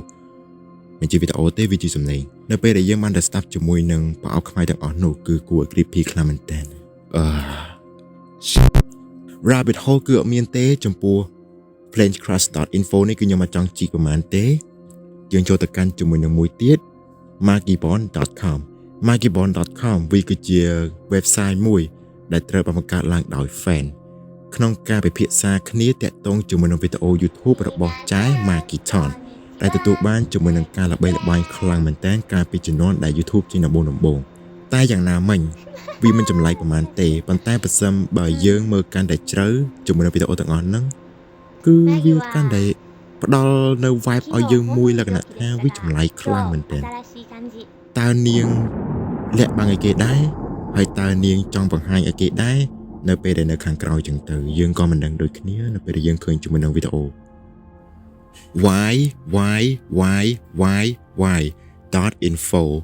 share ខ្ញុំបាទអានខ្លាំងមែនតើពាក្យ why វាគឺជា website មួយដែលមានលក្ខណៈចម្លែកច្រើនមែនតើលើកទី1000ដងខ្ញុំដឹងថាខ្ញុំនិយាយចម្លែកប្រមាណដងតាមពីកម្រិតទី2ទី1មកវេទនានិយាយខ្លាំងមែនតើ website នេះគឺជា website មួយដែលប្រៀបបានដូចជា website LAOHQ ចឹងវាមានជាមួយនឹង cryptic message មានជា anime ចម្លែកនិយាយទៅវាដូចទៅមុនដែរទេវាអត់ខុសគ្នាប្រហែលទេយើងចូលទៅកាន់ជាមួយនឹង website មួយទៀត website មិនតង់នេះ subculture.com គ្រាន់តែយើងឃើញជាមួយនឹងចំណងជើងក៏វាអស្ចារ្យដែរមានជាមួយនឹង community មួយនិយាយពិភាក្សាគ្នាតាក់ទងជាមួយនឹងប្រធានបទណាមួយដែលវារៀងស៊ីជម្រៅចឹងណាវាគ្រាន់តែជា website មួយដែលវាមានលក្ខណៈចម្លែកវាដូចជាជាមួយនឹង motis.cc motis.com ចឹងមានតែប៉ុណ្ណឹងមានអីច្រើនបន្តិចមកកប៉ែលែងមានអីច្រើនផងយើងចូលទៅកាន់ជាមួយនឹងរឿងរ៉ាវមួយទៀត Mails Hole អូខេស្វាគមន៍មកកាន់ជាមួយនឹងរឿងធម្មជាតិម្ដងព្រោះដែលសិស្សទាំងអស់គ្នាស្ដាប់រឿងអ៊ីនធឺណិតស្ដាប់រឿង cryptic ស្ដាប់រឿង website ស្ដាប់រឿងអីញ៉ៃច្រើនមែនតើអ្នកទាំងអស់គ្នាក៏ជាទួយញ៉ៃអូខេឥឡូវយើងចូលទៅកាន់ជាមួយនឹងរឿងធម្មជាតិម្ដងដែលមានជាមួយនឹងបរិសម្នាក់ដែលមានឈ្មោះថាលោក Mel Water គឺបាននិយាយអំពីការប្រទះឃើញជាមួយនឹងរណ្ដៅដ៏ចម្លែកមួយដែលយើងមើលតាមសភាពទៅគឺវាទូទៅទេប៉ុន្តែនៅពេលដែលយើងទៅឃើញជាមួយនឹងជំរឿវិញណាគឺអត់ដឹងទេថាវាជ្រៅប៉ុណ្ណាគាត់នឹងគឺបានប្រទះឃើញរណ្ដៅខ្មៅមួយនេះនៅក្នុងទីជនបទមួយនៅក្នុងរដ្ឋ Washington គាត់នឹងក៏បាននិយាយរឿងរ៉ាវមួយនេះនៅក្នុងវិទ្យុមួយកាលពីឆ្នាំ1997ដែលធ្វើឲ្យមហាជននឹងគឺបានចាប់អារម្មណ៍ទៅលើរឿងនេះខ្លាំងមែនទែនគឺបានធ្វើឲ្យមនុស្សជាច្រើននឹងគឺចាប់ផ្ដើមទៅស្វែងរកជាមួយនឹងរណ្ដៅមួយនោះថាតើវានៅទីណាអញ្ចឹងគឺចាប់ផ្ដើមទៅរកទាំងអស់គ្នាតែម្ដង Rabbit Hole គឺគេមិនដឹងទេថាវាគឺជាអ្វីហើយតើរណ្ដៅមួយនោះវាគឺជារណ្ដៅគេដែរតើរឿងរ៉ាវមួយនេះគឺជារឿងរ៉ាវដែលតាក់ទងគ្នាជាមួយនឹង UFO Well សម្រាប់ខ្ញុំគឺខ្ញុំមិនដឹងទេថាវាគឺជារឿងរ៉ាវរបស់ UFO យើងសុំ skip ទៅចុះព្រោះដោយសារតែរឿងនេះវាចម្លែកទៅហើយអញ្ចឹងឲ្យវាចម្លែកទៅចុះមិនទៅខ្វល់ជាមួយនឹងវាទេយើងចូលទៅកាន់ជាមួយនឹង Kate Yap អ្នកទាំងអស់គ្នាប្រកាសជាស្គាល់ហើយព្រោះដោយសារតែ Kate Yap គឺជាប្រធានបទមួយដ៏ស៊ីជម្រៅកាលពីជំនាន់ឆ្នាំ2022 2021តែខ្ញុំចាំណាអាចថាមុននឹងតិចទៀតខ្ញុំភ្លេចអស់ហើយ YouTuber Facebook ខ្មែរយើងក៏បានធ្វើជាមួយវីដេអូនេះជាច្រើនផងដែរគឺខ្ញុំមិនដឹងថានរណាគេខ្លះបានធ្វើទេព្រោះគាត់ធ្វើច្រើនខ្លាំងមែនទែនសូម្បីតែ TikTok ក៏ធ្វើដែរអូខេរឿងរ៉ាវមួយនេះគឺវាបានកើតឡើងនៅឆ្នាំ2018គឺយើងបានឃើញជាមួយនឹង YouTube មួយដែលបានធ្វើជាមួយនឹងមុខបាំងគឺមានឈ្មោះថា Kate Yap បានធ្វើជាមួយនឹងវីដេអូមុខបាំងមួយដែលតាក់ទងជាមួយនឹងការហូបអាហារគ្រឿងសមុទ្រប៉ុន្តែនៅក្នុងវីដេអូរបស់គាត់នឹងគឺអត់មាននិយាយអីសោះតែម្ដងគឺ speechless អត់មាននិយាយសោះតែម្ដងគាត់ធ្វើជាកាយវិការញ៉ាំបែបឃ្លានខ្លាំងមែនតើណាហើយមានជាមួយនឹង subtitle និយាយរ៉ាយរ៉ាប់អំពីម្ហូបហ្នឹងតើឆ្ងាញ់ឬក៏មិនឆ្ងាញ់ជំនួសឲ្យពាក្យនិយាយទៀតវាពិតជាពិសេសខ្លាំងមែនតើណានៅក្នុង subtitle មួយនោះគឺបង្កប់ជាមួយនឹងពាក្យជាច្រើនដែលធ្វើឲ្យយើងមានអារម្មណ៍ថាតើនេះគឺជាវីដេអូឯគេដែរវាចម្លែកខ្លាំងព្រោះដោយសារតែនៅពេលដែលយើងមើលកាន់តែយូរទៅ subtitle គឺវាមានពាក្យខ្លះតូចពាក្យខ្លះធំនៅពេលដែលយើងឃើញជាមួយនឹងពាក្យខ្លះធំអញ្ចឹងទៅវាចម្លែកត្រូវអត់ពាក្យនេះអញ្ចឹង SOS ហ្នឹងវាគឺជាពាក្យមួយសម្រាប់ប្រកាសហៅអាសន្នឬក៏ជាសុំជំនួយភ្លាមតែម្ដងព្រោះដោយសារតែពួកគេគឺស្ថិតនៅក្នុងភាពបណ្ដោះអាសន្នហើយអញ្ចឹងមានន័យថាវីដេអូរបស់គាត់នេះគឺចង់បាននៃអ្វីមួយចឹងហើយគេក៏បានឆ្ងល់គ្រប់គ្នាថាតើនាងត្រូវបានគេចាត់ចម្រិតមែនដែរឬទេតើមាននរណាគេម្នាក់បានបញ្ជាឲ្យនាងធ្វើវីដេអូមួយនេះទាំងបង្ខំមែនដែរឬទេសម្រាប់រឿងមួយនេះគឺខ្ញុំមិននឹងដូចគ្នាសូម្បីតែ comment ក៏ដោយក៏ព្យាយាមក្នុងការទៅ comment ទៅជួយនាងផងដែរប៉ុន្តែនៅពេលដែល Kate Yap បាន reply ជាមួយនឹងរបស់ទៅនោះវិញនាងបាន reply មកថាgood it's good វាទេឬវាមានតែប៉ុណ្ណឹងយើងចូលមកកាន់ជាមួយនឹង Markovian Parallax Tiny Grades well នេះគឺជា unsolved mystery ដែលខ្ញុំបានធ្វើកាលពីវីដេអូដែលខ្ញុំបានធ្វើ iceberg ដំបូង ខ្ញុំបាញ់និយាយច្រើនទេខ្ញុំសង្ខេបតែម្ដងទៅនេះគឺជាសារមួយដែលវាមានលក្ខណៈចម្លែកខ្លាំងមែនទែនសូម្បីតែយើងបកប្រែទៅជាភាសារបស់យើងក៏យើងឆ្ងល់ដែរក៏គេមិនដឹងទេថាតើអាសារមួយនេះវាបង្កប់ជាមួយនឹងអ្វីគេនៅក្នុងនឹងបើយើងមើលទៅវាប្រៀបបានដូចជាភាសាធម្មតាទេប៉ុន្តែមូលហេតុបានជាគេមិនអាចយល់បានជាមួយនឹងភាសារបស់យើងគេមិនដឹងដូចគ្នាវាមិនតែប៉ុណ្ណឹងយើងចូលទៅកាន់ជាមួយនឹងមួយទៀតបញ្ចប់ជាមួយនឹង iceberg ជាន់ទី3តែម្ដងហើយក៏ដូចជាបញ្ចប់ជាមួយនឹង iceberg part ទី1នៃ rabbit hole iceberg should kill អូខេពាក្យនេះគឺខ្ញុំបានអានខ្លាំងមែនតើខ្ញុំសូមចូលទៅកាន់ជាមួយនឹងការបកស្រាយហ្មងទៅដែលនេះគឺជា website មួយដែលបណ្ដុំទៅដោយជាមួយនឹងកំណត់ត្រាទុកជាច្រើនដែលមានលក្ខណៈថាចម្លែកខ្លាំងមែនតើគឺមានដូចជាការសរសេរទៅជាព្រឹត្តិការណ៍ផ្សេងប្លែករឿងរ៉ាវផ្សេងទៀតដែលតាក់ទងជាមួយនឹងទីតាំងតាក់ទងជាមួយនឹងបណ្ដុំ puzzle អីជាដើមចឹងទៅបើនិយាយទៅគឺទាំងអស់នេះគឺវាបែប unsolved តែម្ដងគឺធ្វើឲ្យយើងលក្ខណៈថាវាចម្លែកចិត្តមួយចំណែក rabbit hole វិញគឺវាមានច្រើនទេក្រៅពីថាវាចម្លែកវា cryptic វាបង្កប់ជាមួយនឹង message ណាមួយដែលវាធ្វើឲ្យយើងអត់យល់តែប៉ុណ្ណឹងវារៀងចម្លែកត្រឹមតែប៉ុណ្ណឹងខ្ញុំសូមបញ្ចប់វីដេអូតែប៉ុណ្ណឹងទៅហើយយើងជួបគ្នានៅក្នុងវីដេអូ part ទី2ហើយខ្ញុំជឿថាវីដេអូ part ទី2នេះគឺគួរឲ្យខ្លាចជាងវីដេអូ part ទី1ទៀតព្រោះដោយសារតែយើងចូលទៅកាន់តែជ្រៅទៅហើយ